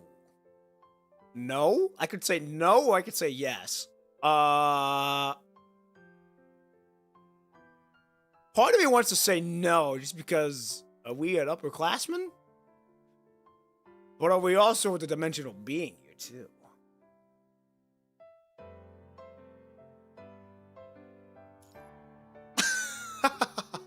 Looks like you've got quite a few resident freshmen here this year. You're already wearing our uniform. The amiable senior student smiles and takes our identical form. Here is the enrollment form. Make sure to fill it out using your terminal. After briefly pointing out a few things to note on the form, the senior student walks away. Enrollment registration form. For some reason, everything before your eyes becomes blurry.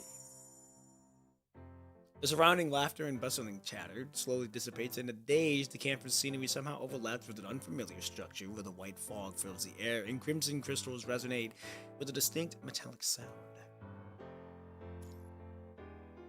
You blink for a moment and the surroundings seem to waver, but upon inspection, nothing appears out of the ordinary. I must be too excited.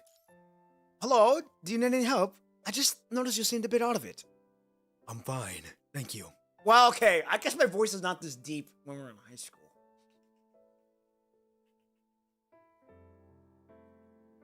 Or, we're in college, I guess.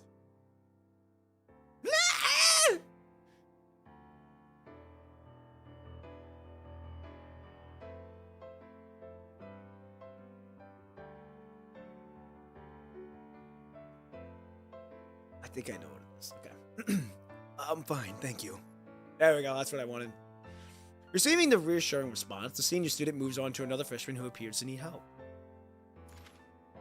FOS is college, so college voices. Okay, good to know. Good to know. College. Hell yeah. FOS Military Command College. Oh. College enrollment. Right there. I'm boosh. Name. As much as I would like to do that. Gender. Oh, okay, that's cool. They have all that. Student ID. Student ID. You think it was noted on the folder before your examination report? Where did you put that folder again? The corner of a warm folder peeks out from your backpack. Fuck! I can't have my diva voice yet. What? At the same time? We already hit. Well.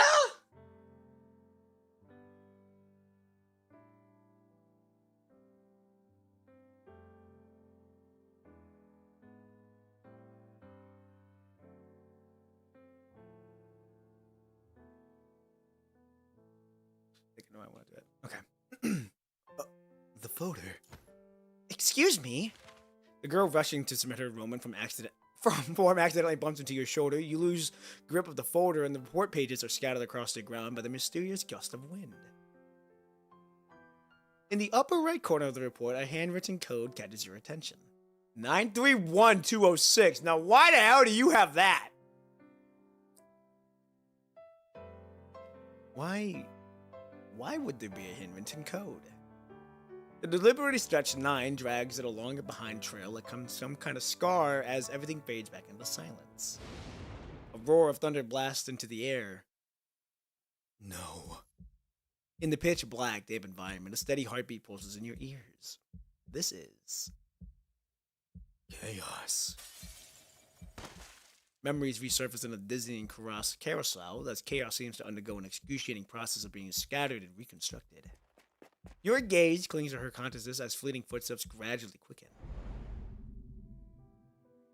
Hello. Oh god, my name is Lucia. My frame designation is BPO01, Lotus. I'm also on team leader of Grey Raven. I look forward to working with you. My name is Lee. From frame designation BPN06, Palefire. My original team, it's not important. I have been assigned to Grey Raven. Dual guns are my weapon of choice. I am equally adept at strategic planning and close combat. My turn. My name is Liv. Support contact. Fuck! God! God damn it! Ah! I swear to God I would do anything for them. Just like my family. Just like my fucking family. I came from Egret. My preferred weapons are levitated weapon platforms. I look forward to working together. This was the new Grey Raven. At times, it's memories belonging to Grey Raven. At others, it's... You're from the youth center again next month. You've been on quite a few missions lately. Maybe you should take some proper rest. After all these years, that child must be all grown up by now. Project Siltia. What's so important about a crazy project that was terminated long ago? Small purple sender didn't off me. Just chopped me up and dumped me in a heap of rubble. Man, it feels like decades since we last saw Grey Ravens like this. Oh yeah.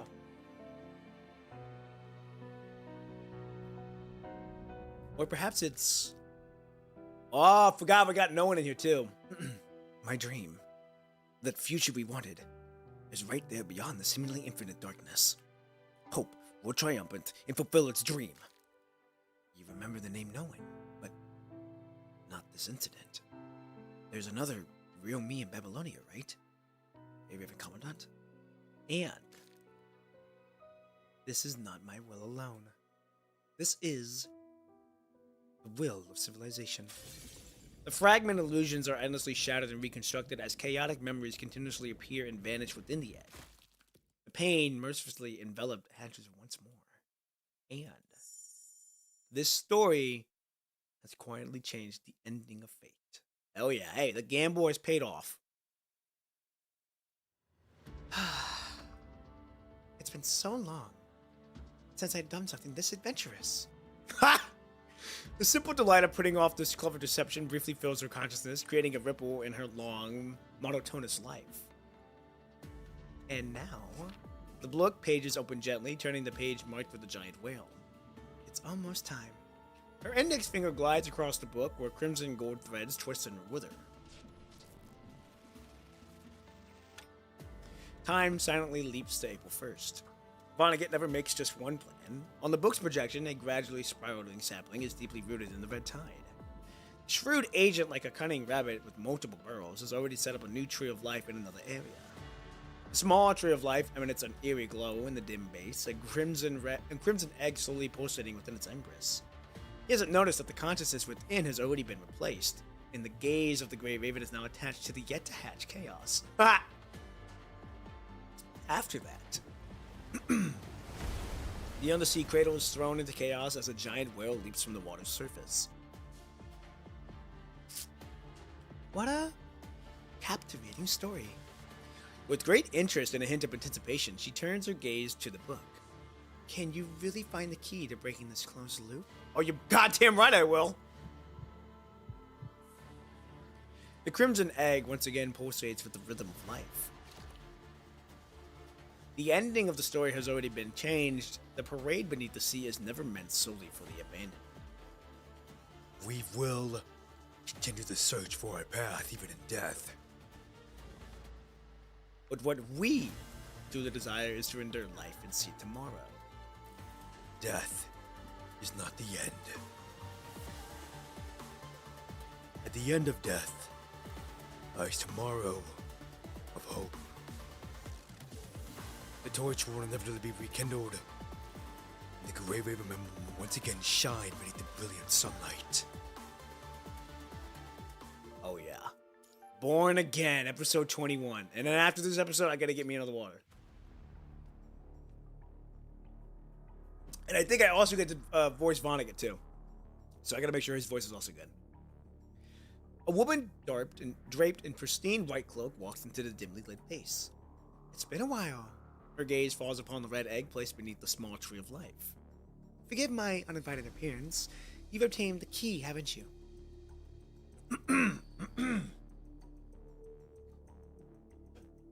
Oh yeah, are you planning to finish this chapter today or no? What time is it? 8? We're making good progress. We're on good time, so I think we might be able to get it done before 10. Oh wait, 6 to 9. Haha. I feel good, so I think we're gonna keep going. I think we'll keep going as long as I'm still up to it. And besides, I really can't end right now because we're on a good part. But I think I'm gonna keep going. We're gonna keep going. We'll go past 3 hours today, so that way and see how far I can go. If I'm still up to it, then we keep going. If not, then I'll let y'all know. All right, here we go. I gotta lock it on his voice. Yes, she's about to hatch. The spindle-shaped egg pulsates slowly, beating like a human heart. It's gonna be a bit long, so be mindful. Okay, I shall. So the key. Would it be safe to see it as the Commandant's daughter? I'd say the key is more like the actual Commandant. The introduction didn't go well. The memories and the consciousness aren't entirely complete. I saw several shards that belong to others. Perhaps it could already be considered a complete return ticket? The man lets out a soft sigh, seemingly dissatisfied with the current state of things. Why did you choose this Commandant when anyone with a stable mind can be the core of the key? Her question seems directed at more than just Vonnegut. I need someone who understands the cost of power. The key isn't just a tool. She possesses her own consciousness. Having to go down the same path again and again is torturing. A few have what it takes. A few have what it takes to stand like that. Most people use the power to satisfy their own desires, once they realize that they are capable of. And we both know what can happen when that happens. He also turns his gaze toward the pulsating egg. Only this Commandant has what it takes to become the perfect key.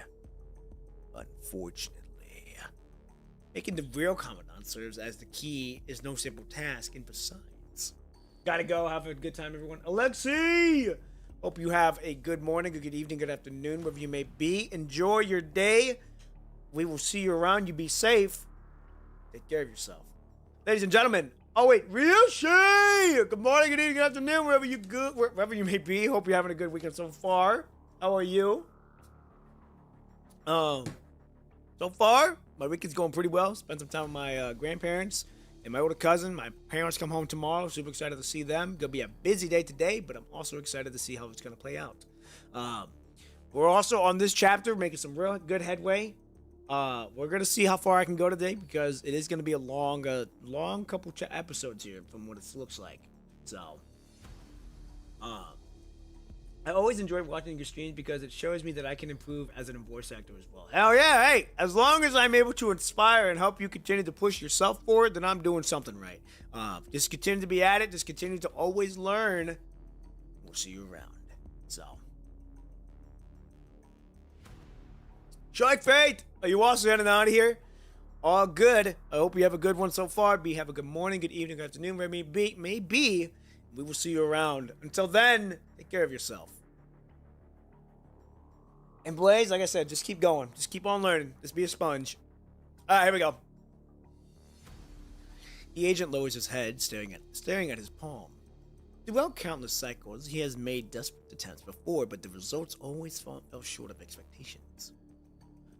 I've tried using the real Commandant as the key, but the results were less than ideal.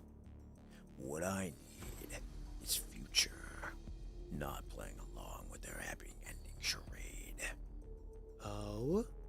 I wish the best of luck to you in your new key with passing through the door. Sensing Vonnegut's penetrating gaze, Ishmael offers an intentionally ambiguous explanation. I don't wish for these developments to be erased. What I truly look for is to witnessing the rules being shattered.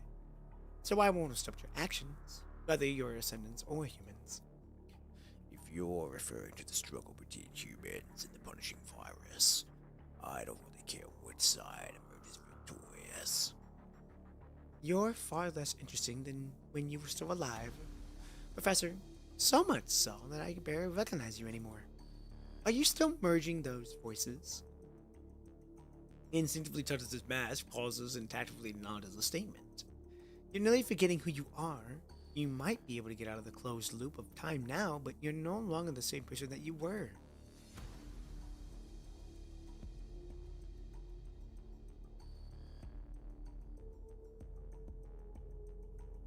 Oh, no, I wasn't going just to last goodbye because I'm doing something else. Oh! Okay, my fault.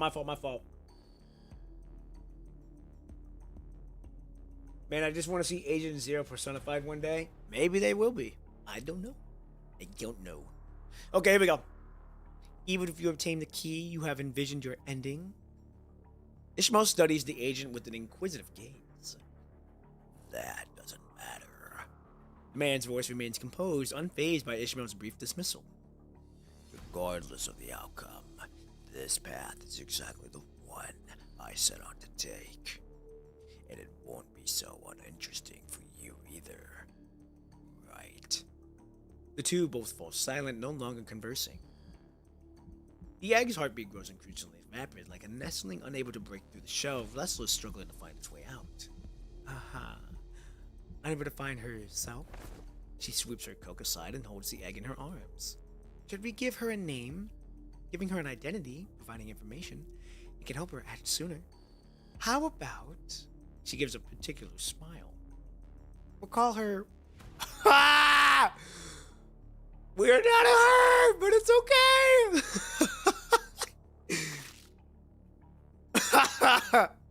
Oh, it's fucking wild.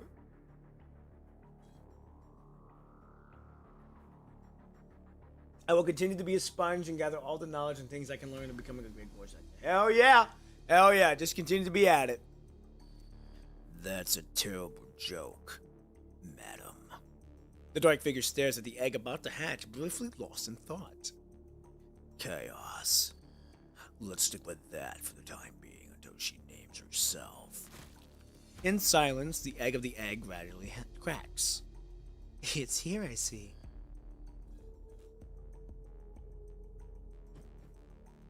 Ishmael knew from the get-go, pretty much. She seems to hear something, knowing a knowing smile. I see. Within the small tree of life, the hetero creature slowly opens her eyes. So this is your choice? The agent gazes at the hatched hetero creature, seemingly lost in thought. What's wrong? Not happy with it? Isn't this the results you wanted?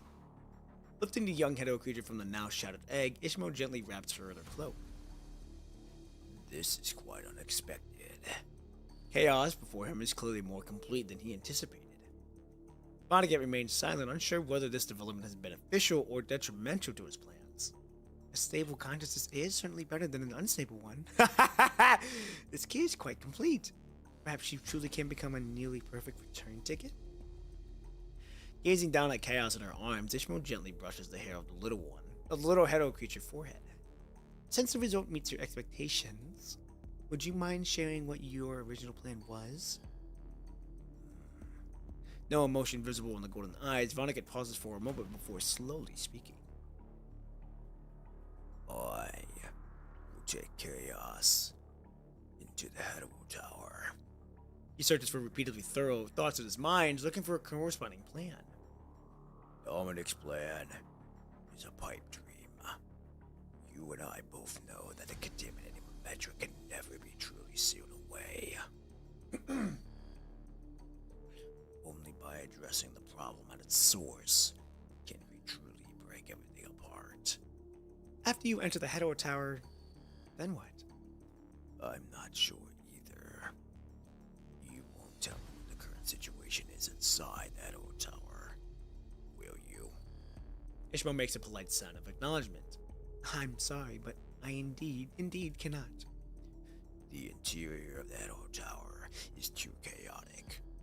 After it was twisted by the construct, I can no longer fathom what exactly has happened there. It could be entangled golden age, or maybe a space submerged by the red tide, or even you might come to face with the visitors from a new civilization after entering.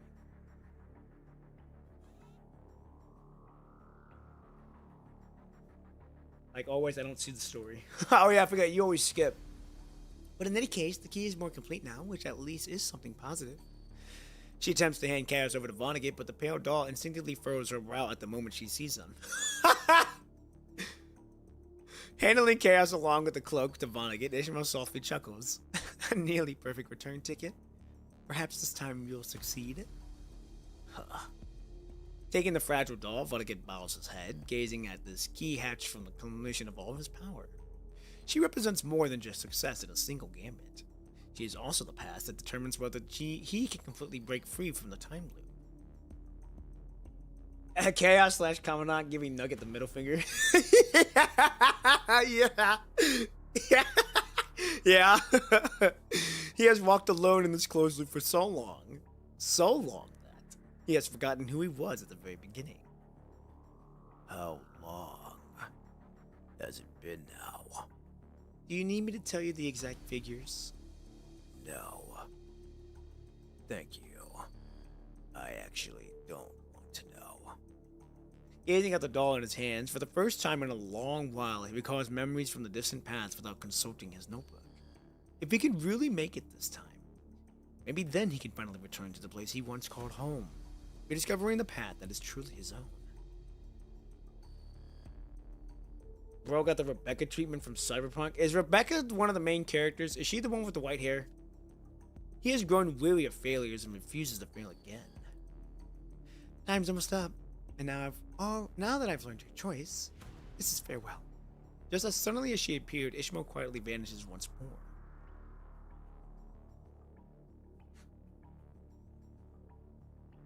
Sometime later, Lithos enters the doorway and shakes his head at Vonnegut. Mister, I didn't see how the lady left. Yeah. He is not surprised by this result. She has hatched. Lithos notices the Hedo creature in the man's hand and cautiously attempts to approach. Her name. Her name. Oh, I fucked up his voice. Her name is Chaos. There we go. Chaos. Oh boy. The pale doll stares indifferently at the agent before her. Your name is Chaos. Vonnegut addresses the petite doll with noticeable awkwardness. Is that consciousness still inside her, mister? I'm not sure. The agent lets out a sigh. Her completeness is beyond my imagination. Probably something unexpected has happened. But the breeding process was complete, with no abnormal data detected. With those stares fixed at Chaos in the agent's arms, is she the child that hatched from the egg? Maybe it happened somewhere beyond our notice. His deep golden eyes studied the petite Hedo creature. Tell me, who are you? Oh boy. I think he's figured out. Oh, I think he's kind of have an idea. The gaze higher than Chaos observes everything here. Oh, higher than Chaos. No, yeah, this has to be us. Strange shadows whispers in the corners, their chaotic murmurs constantly pouring into the mind. Chaos, the Hero creature. Egg. Fragments of memory slowly resurface, unveiling the world like silk unwinding from a cocoon, revealing everything once more before you. Just as Ishmael said, Vonnegut cannot fully control Chaos as well. Everything about her seems to be under your control. Hell yeah! Or rather, you are you. When you become the true Chaos, you will reign over everything within Chaos. Your sight will transcend Chaos. Your sight will exist beyond just this realm, preventing Vonnegut from manipulating your thoughts. Tell me, who are you? Vonnegut repeats the question sharply and persistently, as if trying to discern some clue from Chaos's different eyes. What do you remember? Grey Raven, Babylonia, Poppin' P. He utters one word after another, probing her responses. There isn't the slightest reaction to those words. The petite Hero creature reframes expressions just like an actual doll. Does she really have consciousness, mister? Observing Vonnegut's somewhat gloomy expression, let those hesitates for a moment before speaking softly. From what we've seen with past subjects, those without implanted memories wouldn't have any memories to speak of. She should have no self-awareness. He shakes his head. She's too complete. I find it hard to believe that a Hero creature fused with the memories of that Commandant would remember absolutely nothing. Back then, are you sure there was nothing unusual or nothing usual about that clone, Commandant? Those recalls everything that has happened at the bottom of the sea. There was nothing usual, mister. Everything has been processing according to your plan. All escaped subjects have been recycled by the sea fairies, so there was nothing usual, mister. Okay, so the clones are gone. The clones ended up getting recycled by the sea fairies. So, they're no longer here. Correct? I'll let you type as I read. The cradle has remained stable, and all data shows no issues. I saw the birth of her egg with my own eyes. Otto stares at this with unwavering certainty. The dark figure contemplates in silence. He doesn't believe Chaos is completely without memories, but so far she hasn't displayed any abnormal behavior. Mister, what are we going to do next? The boy looks up at Vonnegut. We're out of time. He cradles the crimson doll in his arms. There have been changes in the Hero Tower. I suspect the anomaly has noticed this world. The anomaly? We must proceed with the next phase of our plan. The Hero Tower is now encased in layered crystals, and the path of return has vanished.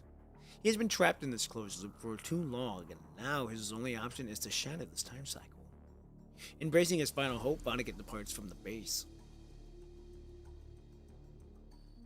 Okay, lone shadow in the corridor. We get to play. Whoa! We get to play as Chaos? Now that's interesting. But I'm also going to use the restroom really quick and get a water, and then we continue on. So I shall be right back.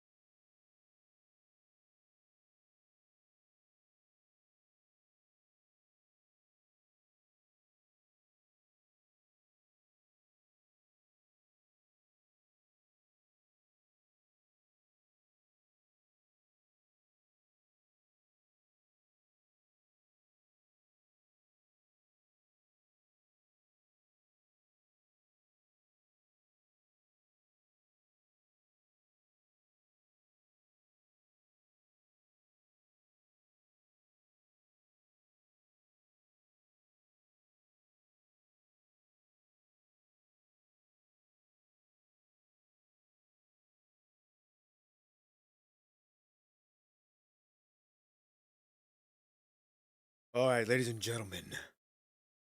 I am back. Okay. So we are on. How far are we? How far have we done? 64%. We're not terribly. We're close. Okay, here we go. Episode 22, Lone Shadow in the Corridor. The fact that we're playing Chaos is crazy. Okay, here we go. Chaotic pain floods the mind. Mind, not the brain. A crimson spiral tower materializes and crumbles at the peripherally at your sight. Space fractures within men's, while red light penetrates the dense sky.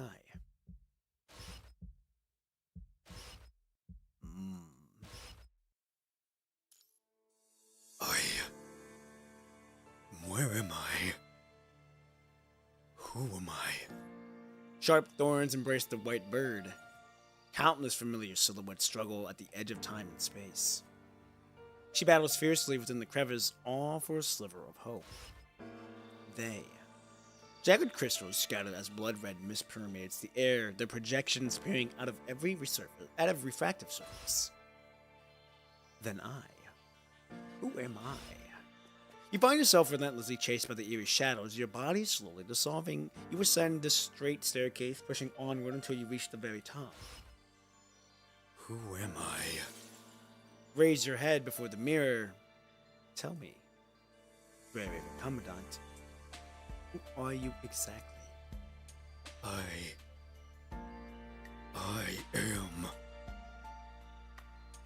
am Poppin' P. I'm the Grey Raven Commandant. I am a ghost who drowned at the bottom of the sea. I am the newborn Chaos. I'm Poppin' P. I am me. Something shatters deep within you, and your consciousness suddenly snaps into perfect clarity as if the murky mind is washed through by ice water. Pair after pair of hands grasps yours, dragging you free from those complex information whirlpools.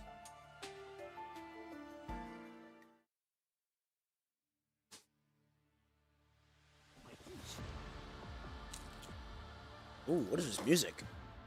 With the aid of the Hetero Tower, you briefly attach your gaze at the hetero creature known as Chaos. As far as the eye can see, you stand on an empty platform, white fog permeating the surrounding as the spiral staircase extends endlessly toward the heavens. Vonnegut lies collapsed to one side. This place doesn't seem like a safe spot to linger. After a moment's hesitation, you return to the platform and drag along the unconscious agent. Regardless, he could serve as an aid in the tower. Even though he's grown suspicious of you, he's left with no other option.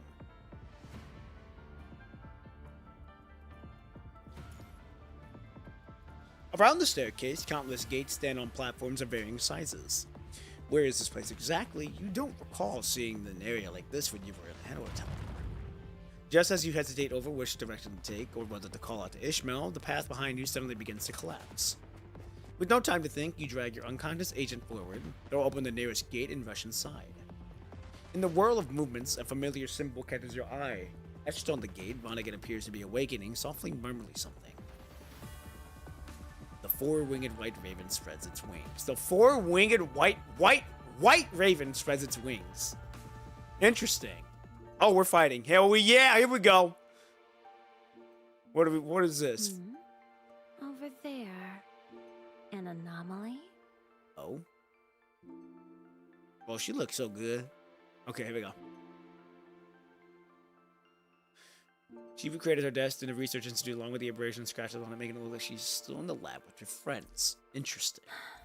It's time for a break. The hell? Hey, we gotta move! Life signs detected in the four-winged white raven space? It's them.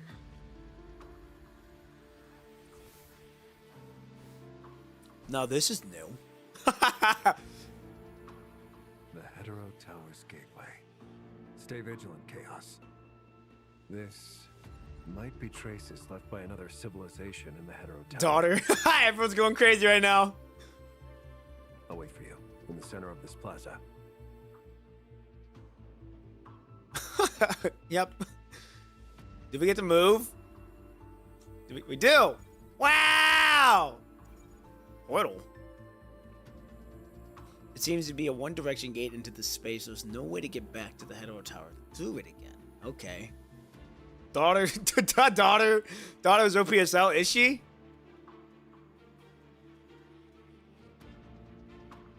The strange traces on the floor look like a red tide, but not the type chaos saw on Earth nor in the head of a tower. But red tide information is weird and seems like it existed for a long time.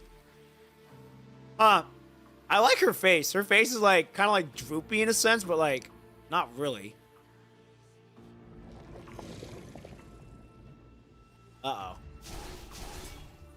Whoa! Oh, she's got voices!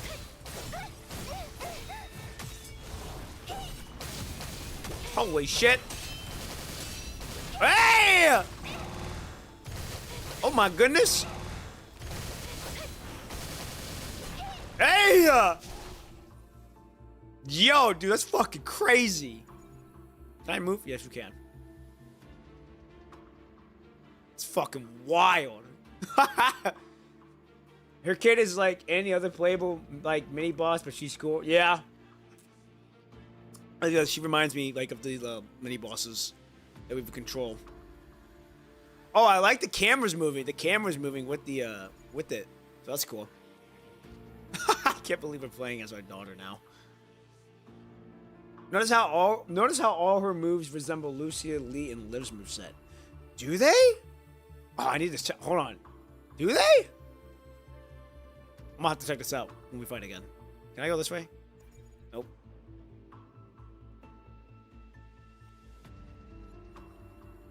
Strange crystal blocked the way. They have took roots that can be removed. Perhaps we can make them disappear with the power of time, just like the hell creatures. This was a creation of alien civilization. Hourglass of the center, judging how it looks, is created a long time ago.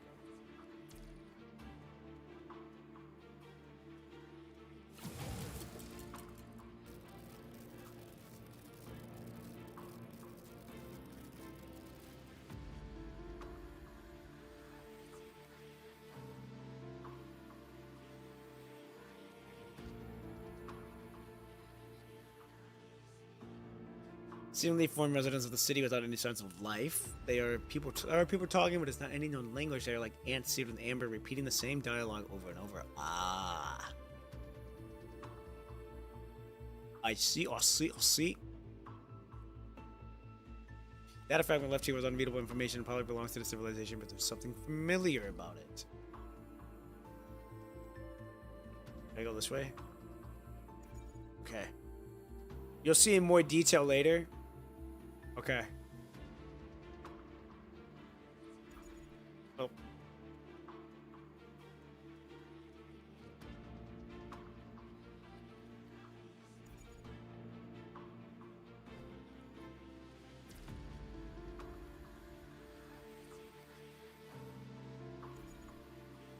Holy shit, there's a lot of them. Oh!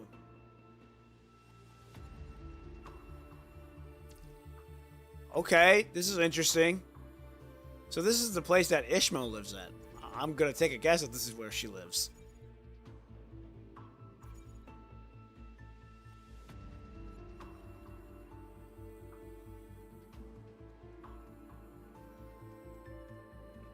What the fuck?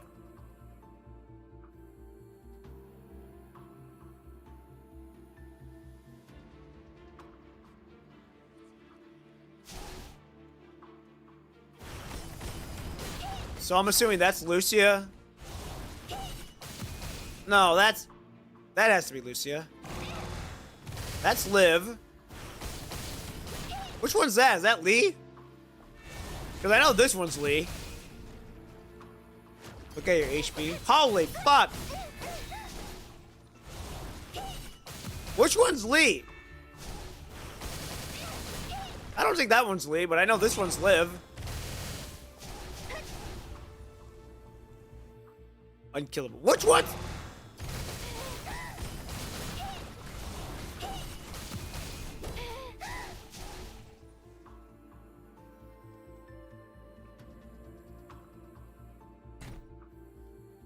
You'll see their movements later. Oh, okay.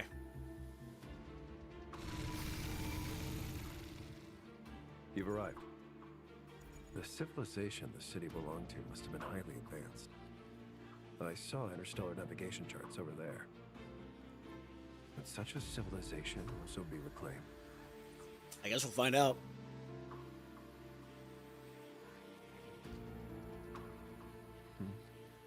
Did they just come through the gate after us? Oh, wow, we get to fight with them?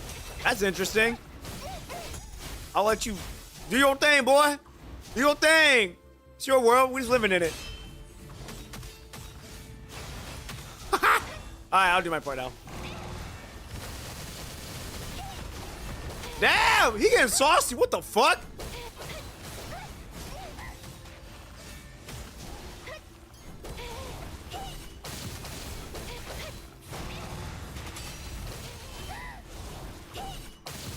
Come on. Oh my goodness, these guys have some health, or we are just doing little damage.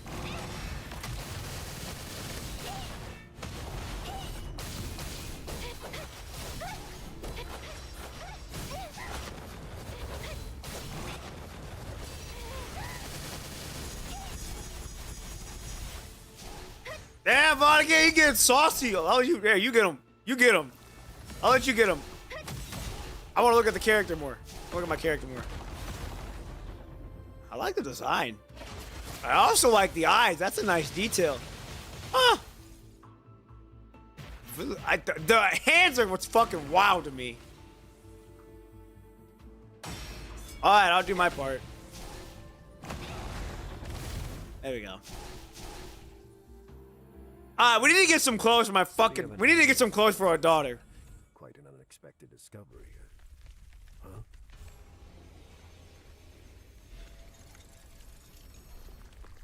Wait. The world is turning. Ah. Whee! Let me go flying.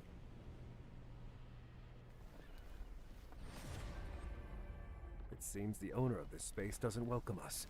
Let's leave as soon as possible.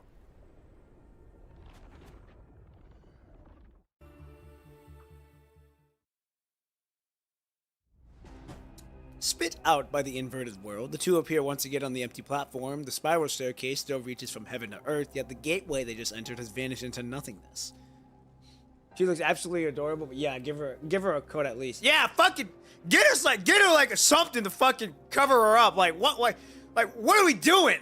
Like what the fuck is that? Like put a coat on her, so that way she's at least warm, and put some fucking clothes on her. Like that shit ain't gonna do shit. Man, that shit weird. Alright, here we go. What did you just do? How did we enter that space? The agent, now lucid, gazes at chaos. Okay. Now, do I need to talk in my voice, or does it have to be in Chaos's voice? That's what I'm confused about here. She has a bodysuit? Sob? Does she? I'm gonna assume I'm gonna voice as her, just because like I'm not really, since I'm the consciousness, but I'm not at the same time. So I think I'm gonna do her voice right now. Probably Chaos's voice since it's her body. True. All right, we'll do her voice. I'm not really sure. Let's find a way out of here first. Certain that Chaos offers no way forward, Vonnegut stands up and surveys his surroundings. At the edge of the staircase, beyond the stone walls, lies nothing but a void, only rows of gates sealed on both sides of the step, impossible to reopen, with no way to tell which one they had entered through moments ago. The only options for leaving are to follow the stairs upward, or to follow them downward. After walking along the stairs for a long time, the two don't see any destination or end in sight. Illusion. Bone and crystals condense as Vonnegut tentatively unleashes his power upward and downward simultaneously. But the only response he receives is still a boundless silence. Such a small provocation seems meaningless in this space, remains silent and unresponsive. Do we need to open the gate and go through them? The agent turns his attention to the gates around him. Can you still recognize which way we came in?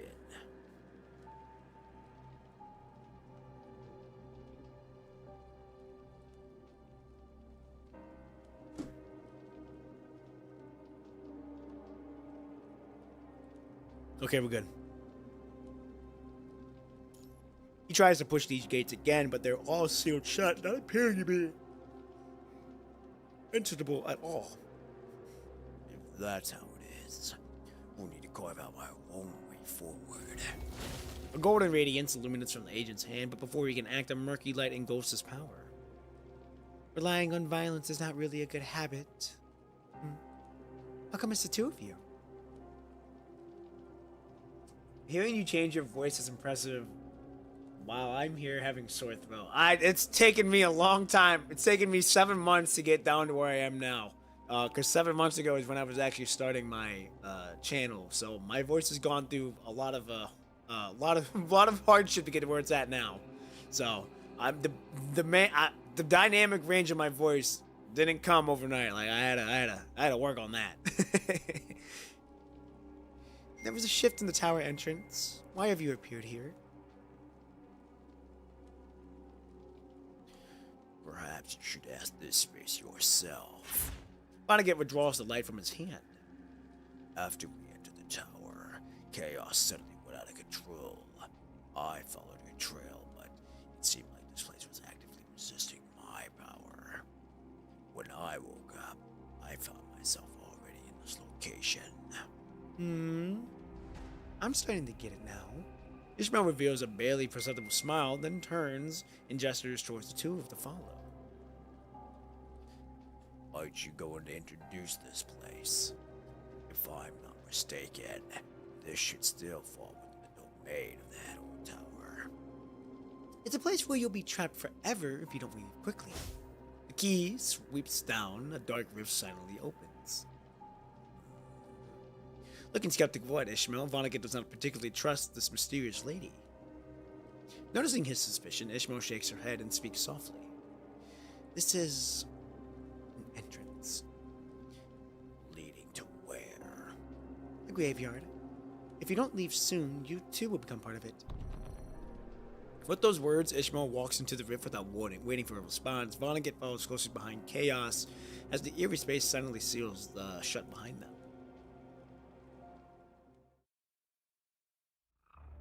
Beyond the rift lies the familiar space of the Hetero Tower. As crimson crystals slowly grow, Vonnegut calls out to Ishmael, who is about to leave. Ishmael, how is the Red Tide now? Are you asking about Cradle? I've searched for her several times inside the Hetero Tower, but I haven't seen any trace of her. Nothing has changed. She's still carrying on with her task, spreading the Red Tide, harvesting information, devouring the surface. Nothing unusual. The agent's expression changes, his brows furrowing. You're not feeling regret, are you? That doesn't suit your character at all, Professor. I have no regrets. This is the necessary path toward the future. In the beginning, when cultivating the Red Tide, he truly never imagined that Agent Zero would be reborn from it. Though he had never forgotten about the existence of Agent Zero, he's always believed that in the short term, Agent Zero wouldn't be able to discover this world, that he still had enough time. The rift in the bridge across streams still cannot be sealed. She exists, and it's only a matter of time before she finds this world. Nemo. I suspect that we might find a new approach to accomplish this. The projections within the Red Tide are not necessarily true illusions. Trout. As his grand design unfolded, he began to continuously cultivate the Red Tide, hoping to find new answers. But his path forward was once again interrupted as the origin of the Red Tide and the Chaos Contamination shared traits too similar to ignore, making him aware of his new problem. The giganticized Chico. Sifting through the memories of numerous loops to extract the shards belonging to the cycle, the agent slowly begins to speak. I truly never imagined the Hetero Tower would make and would manifest the Earth on this form. Now, it's too early for this world. When Dominic and you appeared here one after another in different forms, you should have seen it coming, shouldn't you? Ishmael gazes quietly at the agent, her tone devoid of any emotion, repeating the words Vonnegut himself once said. It's not just technology that was brought back from the future. The problems of that era came with it. I will deny my mistake. Vonnegut lets out a soft sigh, gazing at the pale doll. And now, everything will come to an end. A slight pulsating sensation emerges within the consciousness, as if something is being stripped away from the body. The interior of the Hedor Tower gently ripples, as if welcoming the return of one who was once its master. Ah, it's her. Looks like it's time for me to make my exit. I wish you good luck on your journey.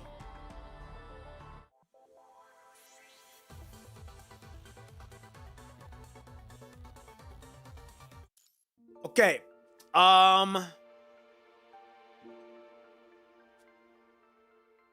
Okay, is this a good stopping point?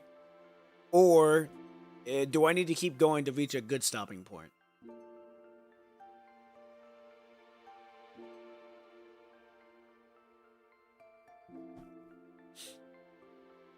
Because I believe we're at...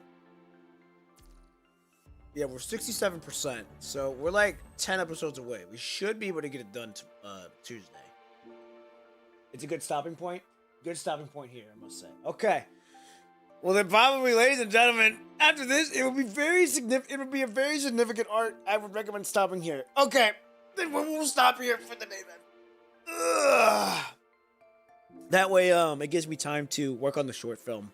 Or get the script done today, and hopefully be in production. I'm hoping to try maybe be in production today for the short film, at least the next one. Yeah, because I'm gonna have all day at the house to myself today. My sister's out doing taking the dog to the vet and doing some shopping, and then spending time with the grandparents. So I'm gonna have the house to myself all day. So I'm just gonna probably be working on content, make me some breakfast, and get ready for the day. So yeah, this is probably, yeah. So if you guys agree this is a good stopping point, then we'll leave it right here for the night for today. I thank you all so much for watching. It's been a hell of a journey so far. We're right there from being done with this arc. And you want to know what's crazy, ladies and gentlemen? You want to know what's absolutely crazy? I think if I remember right, I'm gonna look. When I posted my video on the arc for Infinite Loop. That was what? When did I post that? That was in July. That was July 26th. It has been 2 months. We've been 2 months since I posted that, since we started. No, because I posted it. Take that back. Hold on. Let me see when the date was released. Streaming begins on YouTube and Kick. 8/2. So August 2nd. August 2nd is when we started this arc. And it is now It is now September 27th. So it's taken a little over a month and a half, almost 2 months, to get to where we're at now, which is fucking insane. That's not bad at all. Cause I said that I wanted to be caught up. Oh no, I said I wanted to be done with this arc by the end of fall, and then I wanted to be completely caught up. No, I said I wanted to be caught up completely to the actual story by the end of fall. So going into winter, I would be caught up. But we're making really good progress. Now, granted, we still have the floating records to do, which is going to take a minute. But either way, I'm excited to get to them when I'm able to, or when we're done with this arc. So we've made some really good progress, and I'm very grateful and excited to see how that's going to go. So, all right, ladies and gentlemen, that's going to do it for today. Again, we made really good headway. We are now 67%. We should hopefully get it done on Tuesday. If not, we're going to have to get it done on Thursday. But either way, I'm super excited on how it's going to go. We made some great progress. Again, ladies and gentlemen, thank you all so much for being here. If you want to talk to me more, I will be on the Discord. I'm going to be checking that periodically throughout the day if I need something or if you guys need me. So it's been really fun and really excited to see how far the Discord has also come a long way. And I'm super excited to get the other speaker. So that way I can finally start mixing my audio and mastering the audio on these speakers because, like I said, this is all an investment in myself. So that way, um, when I make it, it's like I have all the tools needed to make this work, uh, and I'm just being grateful for it all. So this is a good stopping point, and I hope your day goes well, my friend. Funnily enough, I was gonna get ready to fall asleep before you decided to end the stream. Either way, everyone, have yourselves a great day. Take care, and I'm wishing nothing but the best, absolutely best for each and every one of you. Yes, sir. Dragon the Destroyer. I hope you have a good day. I hope you sleep well. Actually, hope you have a good morning. I hope you have a good night. Sorry. Hope you have a good night. You sleep well. Get some good rest. We'll see you. We'll see you when you wake up. And ladies and gentlemen, again, thank you all so much for being here. I'm going to take my leave. I don't want to keep you guys here longer than needed. I will see you all Tuesday night, 7 p.m. It's only 10 p.m. for me, so I'm still going strong. Hell yeah, that's awesome. That's, hey, you know what? It's like I said, it's the weekend. It's the weekend. So, all right, ladies and gentlemen, I'm going to go make some dinner and dinner. I'm going to go make some breakfast and get my day started. So, and continue on with my day. Yeah, you all know what I meant. So, anyhow, ladies and gentlemen, Tuesday night, 7 p.m. Central Standard Time, we will hopefully be finishing chapter 33. Until then, hope you guys have a good night, a good morning, a good evening. Have a good weekend, and I'll see you all there. I'm out. Peace!